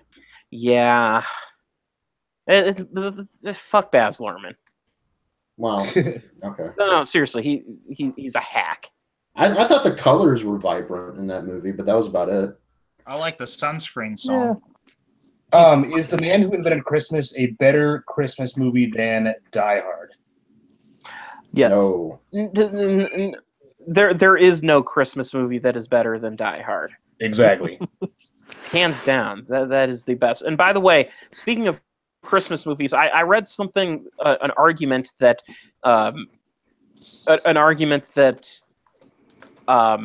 probably one of the most famous ones, It's a Wonderful Life, is actually rooting for the wrong person. And it makes a lot of sense because George Bailey is the head of a building and loan that essentially is part of what led to the creation of the mortgage crisis in 2008, which is loaning money to people who can't afford to pay back their mortgage. Right. Yeah, but is that really George Bailey's fault? Oh, Yeah, absolutely. like... He's part of the system that is creating, basically giving these loans to people and basically preying on the poor, knowing fully well that they will not be able to. Oh wait, am I thinking of the same character, the Jimmy Stewart, right? Yeah, George Bailey, Jimmy Stewart. Yeah, he was a good guy though.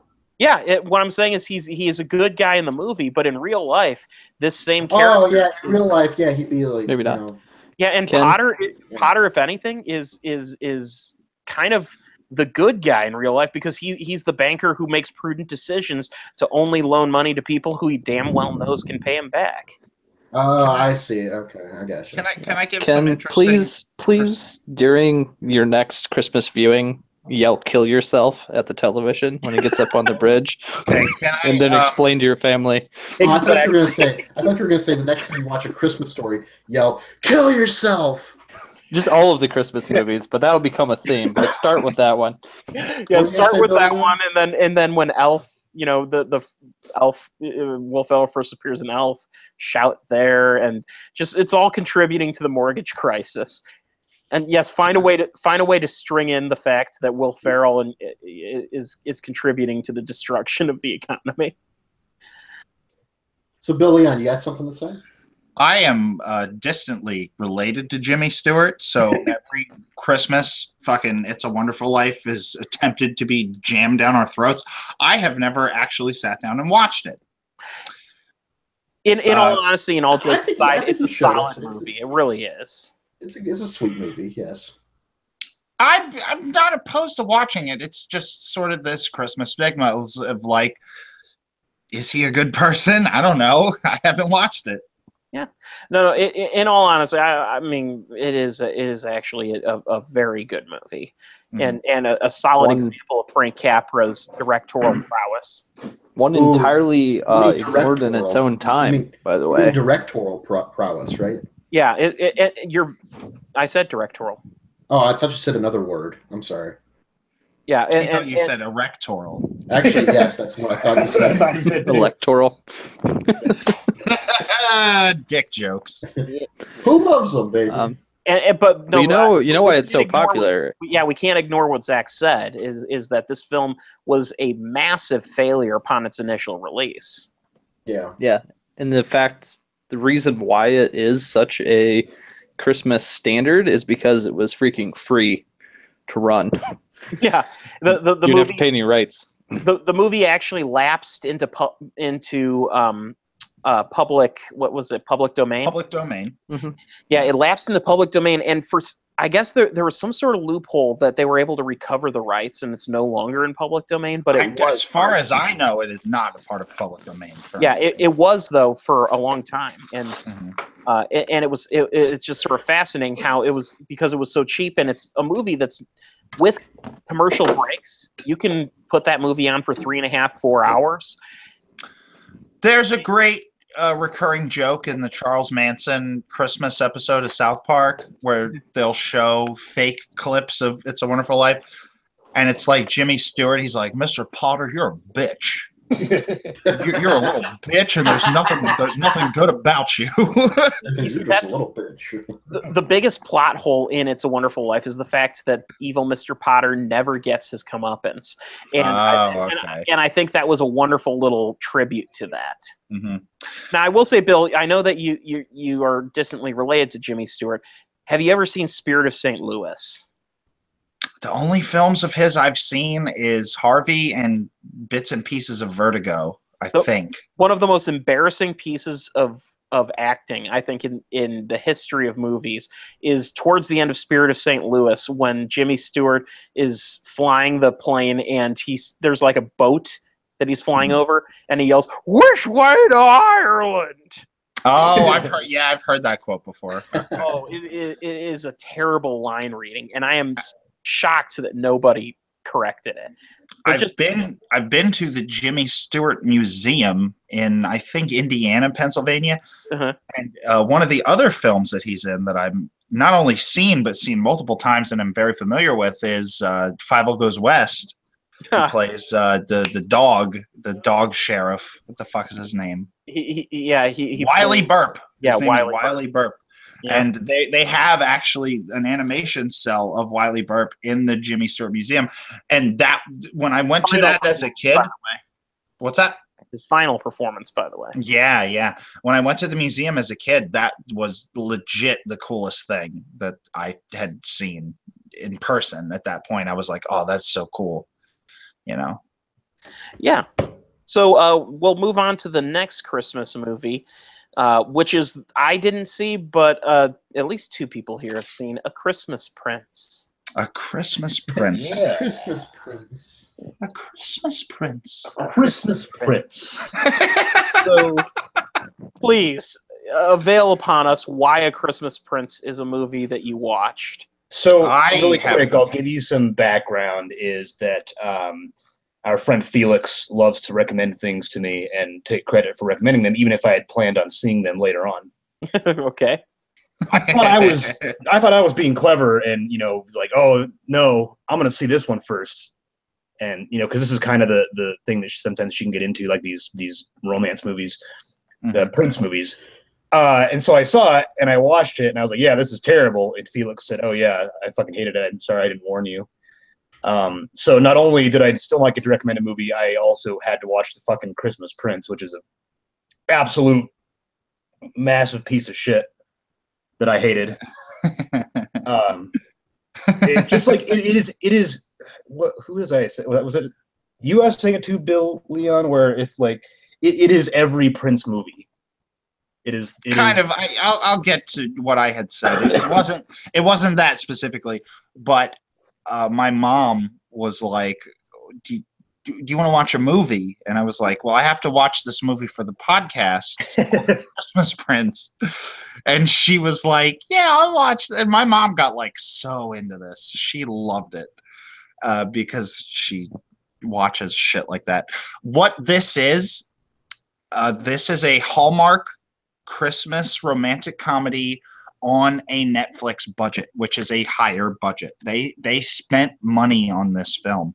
Kind of. For the locations. They paid out the ass for that castle, my friend. No, I would quote a review that said that castle is little more than a modest ski resort at best. Well, they spent money on that, and it looks better than a Hallmark film, but it has the same script of a fucking Hallmark Christmas film. This is some generic ass TV movie fucking shit is what this is. It's about this journalist who is not a real journalist. She's an editor, but because none of the writers want to do this project, she gets sent to where did she go? It's a made up country, isn't it? Like Albania? Algiers. Is Albania a made up country? Both of those are real places. Yeah. It was like somebody took one of those countries and changed a letter. Alberia? It is. I will Google it right now. Yeah, that's what I'm Was it the fake country in the Dilbert cartoon, Albonia? A Christmas Prince. It says, okay, I pulled up the Wikipedia, and it says Aldovia. Aldovia. Which that's not real. To quote What's Up Tiger Lily, it is a fake but real sounding country. Yes. So she gets sent to the country because this prince guy is going to be king, and she needs to interview him. Wait. Let's back it up for a second. They spend presumably thousands of dollars to send her to a press conference where someone may or may not show up. Yes, and they that's know important that. to note. They know that before they spend this money on her going over there, is that this dude might not show up for this press conference, but they do it anyway. Supposed to be a deadbeat, but then later you just find out he likes hanging out with orphans. You're absolutely he's completely truthful as far as that goes. Homeboy is the prince of the film. We'll get into that. He has a reputation of being a womanizer in the press, but in actuality, he's this nice guy that works with handicapped children and shit. Yeah, because his little sister is handicapped. His little sister has spina bifida. Yeah. Which is handled very poorly in the film, yes, by the way. It does. Like, when you first introduce her, that this girl just walks in, like, you know how, oh my god. The way she walks in is like a punchline. No, it's like It's Always Sunny in Philadelphia when Dee has to put on her back brace and her crutches. Yeah, the fucking aluminum monster. She walks like Dee and It's Always Sunny. Yes. Oh. Just walks like Have we verified this actress does not in fact have spinal bifida before we go through it? Of course she doesn't. No. Oh my god. I will look it up just to be sure. No, she doesn't. You don't need to look it up. You don't need to verify it. This is Netflix. What? Do you know who directed this? Oh, by the way, not only does she not, no, because apparently she studied ballet and jazz dance. Oh my god! So she's popping locking. Is what she's. So who directed this? This is the guy that directed Inspector Gadget 2.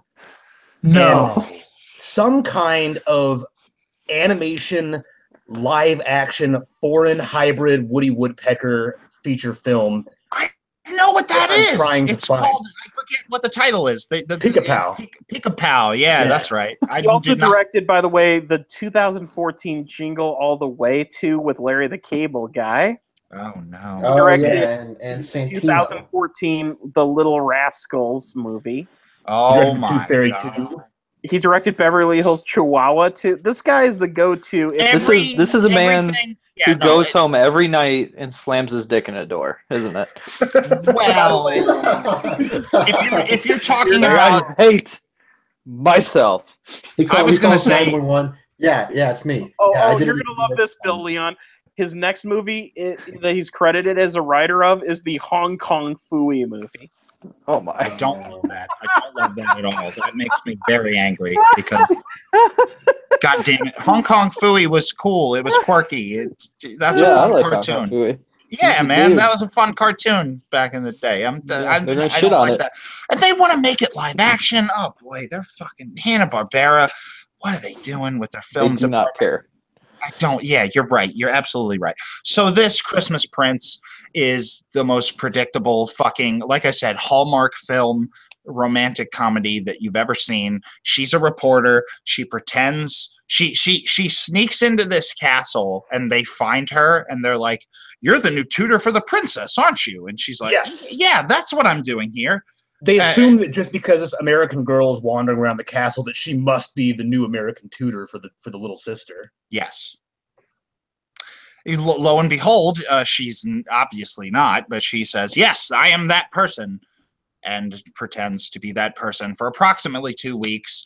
The prince's ex-girlfriend gets in the picture and just sneaks into her bedroom while she's taking a romantic walk with the prince. And the ex-girlfriend finds out that the prince was adopted. He's not part of the royal bloodline. So apparently the royal heir goes to his cousin, who the ex-girlfriend is dating, and he's a piece of shit. this is the most predictable fucking thing you've ever seen. Like, it's also like the ex-girlfriend only wants the prince for his money. Right. I mean, right down to the fact, and I will say this was a funny moment. It wasn't a charming moment or a character moment, but this was something that made me laugh when the cousin is thwarted at the end by the MacGuffin of the film, which is this decree by the king who has been dead the entire film. She's like, you better spend a lot of money on a good divorce lawyer, and she walks away. And I was like, it made me laugh just because of the movie got cynical for a second, but at the same, like, I think I was just starving for a laugh at that point, to be honest with you. I think the whole time I just felt like I would laugh. My mother asked me repeatedly, she was like, why are you laughing? And I was like, do you not know the liar revealed trope? And I explained to her what that was. She kept asking me, why are you laughing at this? And I was like, because it's awful. It's not even like that other predictable stuff. Like, it is everything about it that is from a different Prince movie. Like, oh, the prince is going to teach her archery, but she fucks up and fires the arrow at a comical direction and hits something. Or like, probably I laugh the hardest is that they're at a party, and this royal party in the castle, and this maid is like, would you like some jellied meats? And these jellied meats have these like old ass looking baguettes with these neon Party City toothpicks with fish shapes on them. I made a joke when the film was over, or in the final scenes of it, which I want to know if you agree with me on. I had said to my mother, I was like, I would rather watch a film about her father running his restaurant. Yeah, I would watch that movie. Yeah, than this movie. Okay, guys, I just stumbled upon a blog that might be the antithesis of your review here. This is the name of the article. Is Aldovia a real country? A Christmas Prince makes it feel like a magical place. Who the fuck wrote this? Someone named Nina Bradley for Bustle. I want her on this show next week. Nina Bradley for Bustle is the director after he slammed his dick in the door. Somebody contact this woman. I want her on this podcast next week. Okay, I'm going to just read a few choice segments from this article. Here's the opening paragraph. As the latest must-see movie to add to your holiday wish list, Netflix's A Christmas Prince quickly whisks you off into a fairy tale. But the key word here is fairy tale. Though you might be wondering if the Christmas Prince country of Aldovia really exists, you'll just have to prepare to be disappointed. Yes, as it turns out, Aldovia isn't a series country. Past the This is like her convincing Can we herself. take the first letter from every sentence and verify it doesn't spell out "please kill me"? What I don't get is that didn't even sound like English. Yeah. Oh, okay. Wait till it sounded like fourth grade English or something. So the article proceeds to review the movie and also explain how it's okay that it's not a real location because it's a fairy tale, and it says here it's saying that it actually, this is kind of interesting. It's pointing out that Aldovia does sound suspiciously similar to the Princess Diaries fake country of Genovia. Which is Geneva. It kind of sounds close together. So. Well, the Princess Diaries films are just as bad as this. Okay. Oh, they're better than this. They're Princess Diaries too. I don't know because like especially the sequel to Princess Diaries with this is like just I'm sorry, any females that are listening. I'm gonna say a thing. Just the most boiled down, simplistic. Like let's appeal to stupid women. It just seems No, like that's not fair. that is fair. That's completely fair. I think there's plenty of movies that let's appeal to stupid guys. I mean, absolutely. Exactly, and I agree with that. I agree with that completely. I'm saying with this, it's a tactic. It felt like let's appeal to women on the most base, fucking superficial level that we can. Well, yeah, but I do. It's also like there are some people for which this is kind of like some escapism. So I mean, I would stop short of saying it's the Harlequin romance novels. That is where I feel it is important to bring up the budget of this. Maybe not in terms of. I'm going to go ahead and just use an example here. I love shitty 80s action movies like Cobra. And that itches the same scratch that I assume movies like this itch for a lot of women out there. Maybe. You could be right on. I just need something that is retarded. The money that they spent on the location in this, that castle, I don't know. That castle is definitely worth a lot of money. I don't know how much they spent to film there, but it looks nice. Everything looks nice. I'm going to go ahead, by the way, and correct myself on that. I should not have used that verbiage. I'm trying to get away from using that word, but it what came out. Word? The R word. Yeah. Oh. Rape. Yeah. Yes, retarded. Rape. Or no. I just need. I'll correct it and say I just need something that makes me feel stupid. How about that? Okay. Oh, you said retarded. Yeah. I'm okay with the word retarded, but I don't ever mean it in an offensive word to mentally challenge people. Yeah, I get it, but the fact is, a lot of people do take offense to it. Right, and even if your intent isn't to offend, that word still carries a lot of weight. I'm just going to take the path that I'm trying to move away from using words like that, and you're entering into rehab as well. Yeah, exactly. Well, I'm evolving, and so yeah. Anyway, apologies in advance or not in advance. In retrospect, dude, it's okay at this point. It's fine.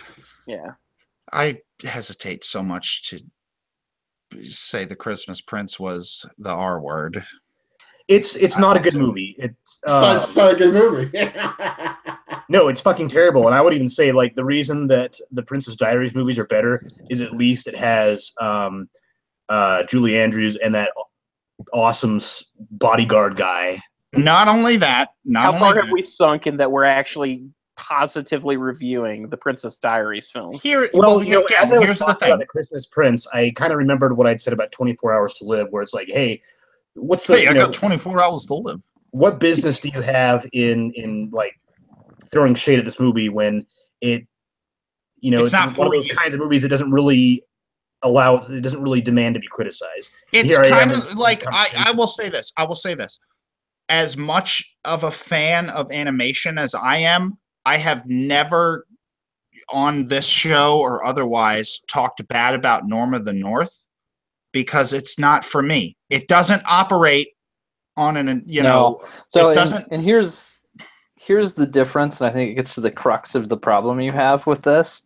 Mm-hmm. Norm of the North assumes kids are dumb. We can entertain them with any level of fucking effort. Yeah, you're right. You're absolutely right. I do not like anything. And any film that you feel like it's making the assumption that I don't really need to try very hard to reach this demographic of people I don't think are very smart, stupid, got the same exact problem. And I don't know if that fits this film exactly, but I've definitely seen plenty of Hallmarky films like that. You're absolutely I think right. maybe the problem is, I guess I kind of arrived at my own solution with this, is that 24 Hours to Live is a very stupid movie that caters to action film fans, and it does it relatively well because it knows what it's doing and the action is cool. A Christmas Prince knows its audience, but it's also a piece of shit. It's not a well-made film at all. It doesn't want to rise above what the audience's expectations are for it. Yeah, it's very touch and go. You get the feeling that they just stopped at one take, and it's just very weird. Just lazily made. Which falls right in line with Norm of the North, really, because it's Norm of the North, garbage. Tyler Perry movies. Yeah, I mean, a lot of bad action movies. It's all the same underlying issue. I agree. We don't have to try because the audience isn't expecting us to try. Right. Yeah, that's exactly it. Yeah. Yeah. I don't. Meanwhile, apparently. So now that we've solved bad movies, Yeah. representing Bustle We fixed loves movies, it. remember? wait, David Old Russell loves it. He loves Norm of the North or Christmas Prince. No, The lady from Bustle. I was saying the lady from Bustle apparently loves it. Oh God. Oh, that's true. I heard David O. Russell, and I wanted to believe it. Like you read David O. Russell. The Norm of the North is the most transgressive movie ever. You guys looking forward to Disney buying Fox Searchlight so we can see all of our future Wes Anderson films come out under the Disney umbrella? I don't think they'll do that. I think Disney will treat Fox like they did Touchstone and release a different brand of film underneath that. Which is good, which is a very good move. Because you think about Touchstone Pictures, I mean, they released Who Framed Roger Rabbit, they released I think Honey, I Shrunk the Kids, right? I just all I care about in this whole deal is that Fox Television is purchased, and I can't wait to see how Disney handles Fox. Bring Townsend Coleman back to the tick, motherfuckers. I mean, keep making the Peter Serafinowicz Amazon one. I don't know if Fox has a stake in that. But you guys own the cartoon tick. Bring Townsend Coleman back. I just want to see what happens to Fox News under Disney's watch. Oh, nothing, because Fox News makes money. Literally nothing. You've worried me as far as this goes. Fox owns the Critic. Bring back the Critic. Oh, God. Fucking, what's his face? What's his name? John Lovitz isn't dead. Bring back the Critic, and not on this web show budget. Bill, what you have just said, John Lovitz isn't dead. That's literally the most we've heard from John Lovitz in the last 15 years. He still does stand up from time to time, and he hosted an episode of Raw a couple years ago. Nice. Okay. Like I said, that's the most that anyone. Not that means anything, right? Exactly. I mean, I think it means more by dint of the fact it happens. More, yeah. Honestly, I would love, and it won't happen because it's not cost effective, but I would love to see them bring back the Critic or the PJs or Greg the Bunny. You know, like they would have the rights to so much shit. They're not going to fucking do anything with them. They want X-Men. Give me that X-Men. I want to milk that teat like a cow. I had to do this, so I just Googled people who have guest hosted Raw. There's a lot. There's a lot. Jeremy Piven. This is the only thing that interests Ken with regards to wrestling. Jeremy Piven called how incongruous the host. Jeremy Piven called SummerSlam Summerfest. The Summerfest. Well, here's the thing. And then John Cena had to correct him. Yeah. Did John Lovitz hit anyone with a chair or put them through a table? That's Probably. No, but John Lovitz gave Santino Marella a new finishing move called the Cobra. Yes. Which is basically a throat punch. It's the mandible claw. It's. I mean, well, no, you're right. It's a throat punch. Yeah, it's a striking. Yeah, it's probably pretty effective, right? Let's see what he has for Conor McGregor. Enough, yeah. I mean, he's probably got ideas, right? Santino. Maybe, I don't know. So what's on your list, Ken? What does the list say? Amongst the people who have guest hosted Raw, we have the Muppets, right? Okay. Wait. Yes, Freddie. Well, here's the thing about Freddie Prinze Jr. is he was actually a writer / creative consultant for the WWE at that time. But I want to say this before you continue. Donald Trump created the guest hosting of Raw for celebrities. That's a fact. Well, sort of. So he's not all bad. They did a storyline to give you a little context. They did a storyline where Vince McMahon sells Raw to Donald Trump. And Trump decides for every future episode there will be no commercials. And it'll be 3 hours long. It's going to have special guest hosts and all that stuff. So on that same episode, Vince comes out at the end and he's like, give me Raw back. And so Trump's like, okay, buy it from me. Like, tell me, what do you want? Trump's and Vince is like, I'll pay it double. WWE led to this. Yeah, so basically Vince, carried the idea over from Trump's character. So okay. Go ahead, Ken. What does your list say? So amongst the people who have hosted it, and by the way, just for my own purposes, I'm literally only listing people who are no longer relevant. Freddie Prinze Jr., Okay. Bob Barker, Yeah, but that was a cool one. He actually did a good job on that episode. Vern Troyer. Yeah, I remember that. That was stupid. Dennis Miller. That was a really bad episode. He fucked up his lines. Timbaland, is that what you said? Yes. Yeah. Okay. Jewel. Chris Angel. David Hasselhoff. Wayne Brady. Let's see. Ashton Kutcher. Yeah. Boy, but Henderson was a guest host. Let's talk about Ashton Kutcher on wrestling. Never mind. Let's not do that. No, that's not right. Honestly, of anything, I would have loved to have seen Florence Henderson's guest hosting. What the fuck? She guest hosted in 2010. That happened. She was on death's door at that point. Oh no. William Shatner hosted. That was actually kind of fun. Mm-hmm. Yeah, I mean, I intentionally skipped out on some. There's some genuinely interesting names here. Ozzy and Sharon Osbourne hosted an episode. Buzz Aldrin. Yes. I was going to bring up the one that I remember the most is Pee Wee Herman. Yeah, Paul Rubens. And they had Big Show come out in his own Pee Wee suit that was fitted for him. Oh Christ! And that just put a smile on my face because like I love it when Big Show dresses up and does stupid shit. I remember when he fought Kurt Angle back in the day and he came out as Hulk Hogan. Yeah, that was in 2000. Yeah. Yeah. My dad. Well, I wasn't really aware of Hulk Hogan at the time, but my dad popped hard as fuck for that. No. Pop is a wrestling term. It's a wrestling insider term. It's an applaud. That's what pop is. Like you're basically standing up, going, "Holy crap, that was awesome!" Yes. I thought you were saying pop boner. No, he may have. But, God, me and Bill Arsenault, we're tight with the wrestling stuff. We know the insider terms. You know, you guys. Yeah. You'll catch up. It'll be all right. Yeah, I'm just not cool enough. You're like Lawrence. You're like Lawrence from School of Rock. I cannot be a rocker. I'm just not cool enough. By the way, that was Tommy Wiseau's voice you were doing there. Well, I will say this. Recently I rewatched School of Rock, and that's a charming motherfucking movie. I don't know how you guys feel about it. It's a good movie. I'd do anything for my girl. Oh, in a few minutes, bitch. In a few minutes, bitch. Anyway, so WWE is awesome. Anyway, how's your sex life? How many other guest stars were there for Raw? Because there was the Muppets. The Muppets actually hosted it. The Muppets and Beaker. They had a Beaker and Sheamus moment. That was pretty funny. The Bleacher Report blog has a ranking of every guest host in Raw history, and their number one guest host is Bob Barker. Yeah, he did a great job. He really did.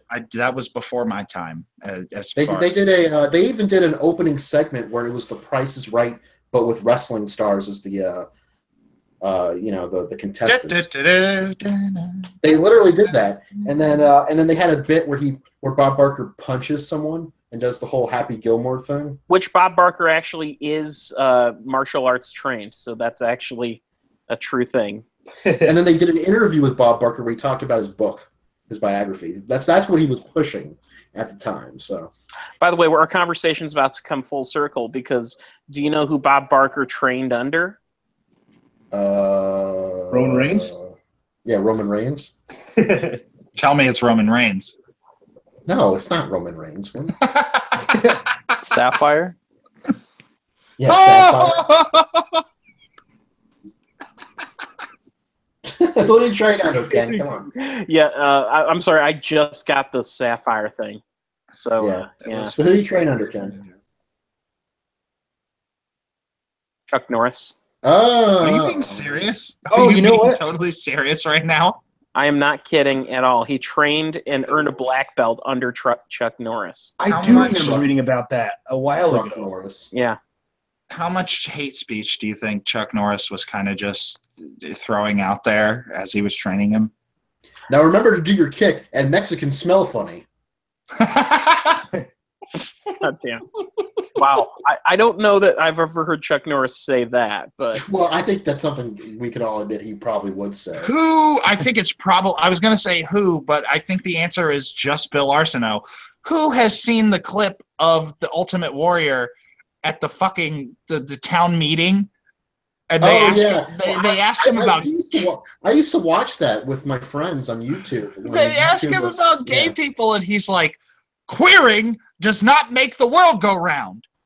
Yeah, and then everyone starts walking out like you're a fucking homophobe asshole. He's the worst. And the WWE today talks about him like he was just such a perfect human being. He was the nicest guy. No, he was a fucking hate monger.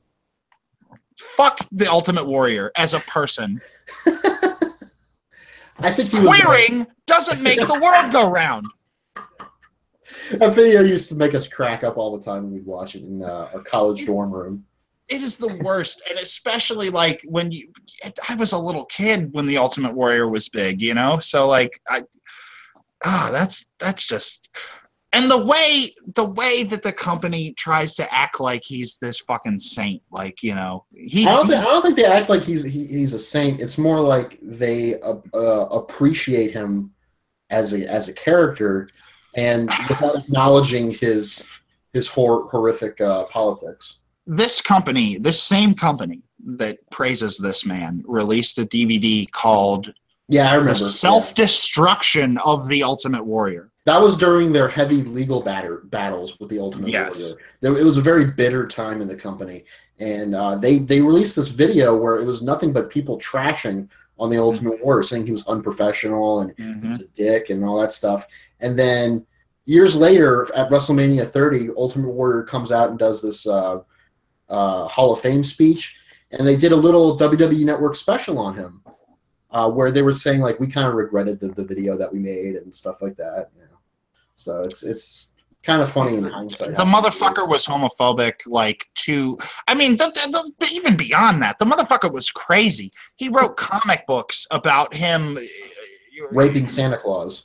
Going crazy, raping Santa Claus, making up words. What is destrucity? What is any other fucking word that he made up at the time? We should really get a wrestling podcast started. So our episode is running long, so I'm going to go ahead and close things out. I think you should have said stop when we mentioned the word destrucity or whatever. I think the only fitting way to end this conversation that is rambling about wrestling. I got it. Is to read a recent Iron Sheik Twitter posts. Okay, go for that. Yeah, I'm okay with that. So his most recent, and of course, as the Iron Sheik does, this is in all caps. Yeah. When you look back at your life, don't have the regret of not telling enough people to go fuck themselves. Solid advice. I do agree with that as personal advice. However, based on his Twitter account and the things that the way he's made himself a presence in the past few years, I don't know if he's going to make it to the Hall of Fame. I think they might just deem him as too offensive. He already did. Did he? Okay, that's news to me. But the Ultimate Warrior and anybody, all of you guys know this, especially from the Oscar streams where we'll read his tweets. He's very liberal with the word faggot. Yeah, he's kind of old fashioned like that. He uses it all the time. Yes. Here's a few more recent Iron Sheik Twitter posts. Wake the fuck up and crush the jabronis. # Monday motivation. Not # woke? What the fuck is wrong with him? Here's another one. Even the jabroni deserve gift. # advice for Santa. Here's another one. Go fuck yourself. # 3-word flirting. What? What does that mean? What does that imply? Here's another one. Oh, boy. In the nicest way possible, go fuck yourself. No hashtag. It's just that. Another one. Another one. Eli Manning, dead dog play better than you, Bubba. Yeah. Bubba. Who's Bubba? Bubba's just a name, like a nickname, like hey friend, hey buddy. You are big time jabroni. # and that's why we can't be friends. You're not my Bubba guy. All right, let's see. What else do we have here? Mirror, mirror on the wall, tell me I am the legend. Otherwise, go fuck yourself. You're but not. Yeah, Goodbye, no. Charles Manson. Go fuck yourself. You look at guys that were working around his time. Like, no. I mean, here's one I completely agree with, and the winner is nobody gives a fuck. #AMAs. Yep. That's very, very true. I'm not going to argue with that. And here's his tribute to Malcolm Young. He wrote, "Malcolm Young, Bubba, God bless you forever. The AC/DC, the real." Oh, For your health. Okay, and just a couple others here. okay. Happy birthday to the intelligent Jew of the earth. What? Stone. Forever he, the real legend, like the Iron Sheik, the Muhammad Ali, and the Rob Thomas of the Matchbox 20.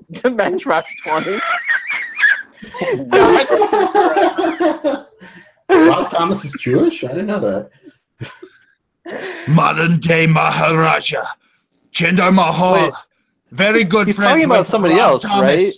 From It's just his Matchbox pantheon of all-time greats are himself, Muhammad Ali, and Rob Thomas of the Matchbox. Rob Thomas from Matchbox 20. And also Sinbad. At the end of his Star Wars, the ghosts of the three are the ones that show up. I mean, those are the best. Yeah, right. And I will go ahead and faggot. I will buy 1 million Pog plushies when The Last Jedi come out this next Wednesday, Thursday, Friday. I don't care what day. That was my best Iron Sheik impression. I liked it.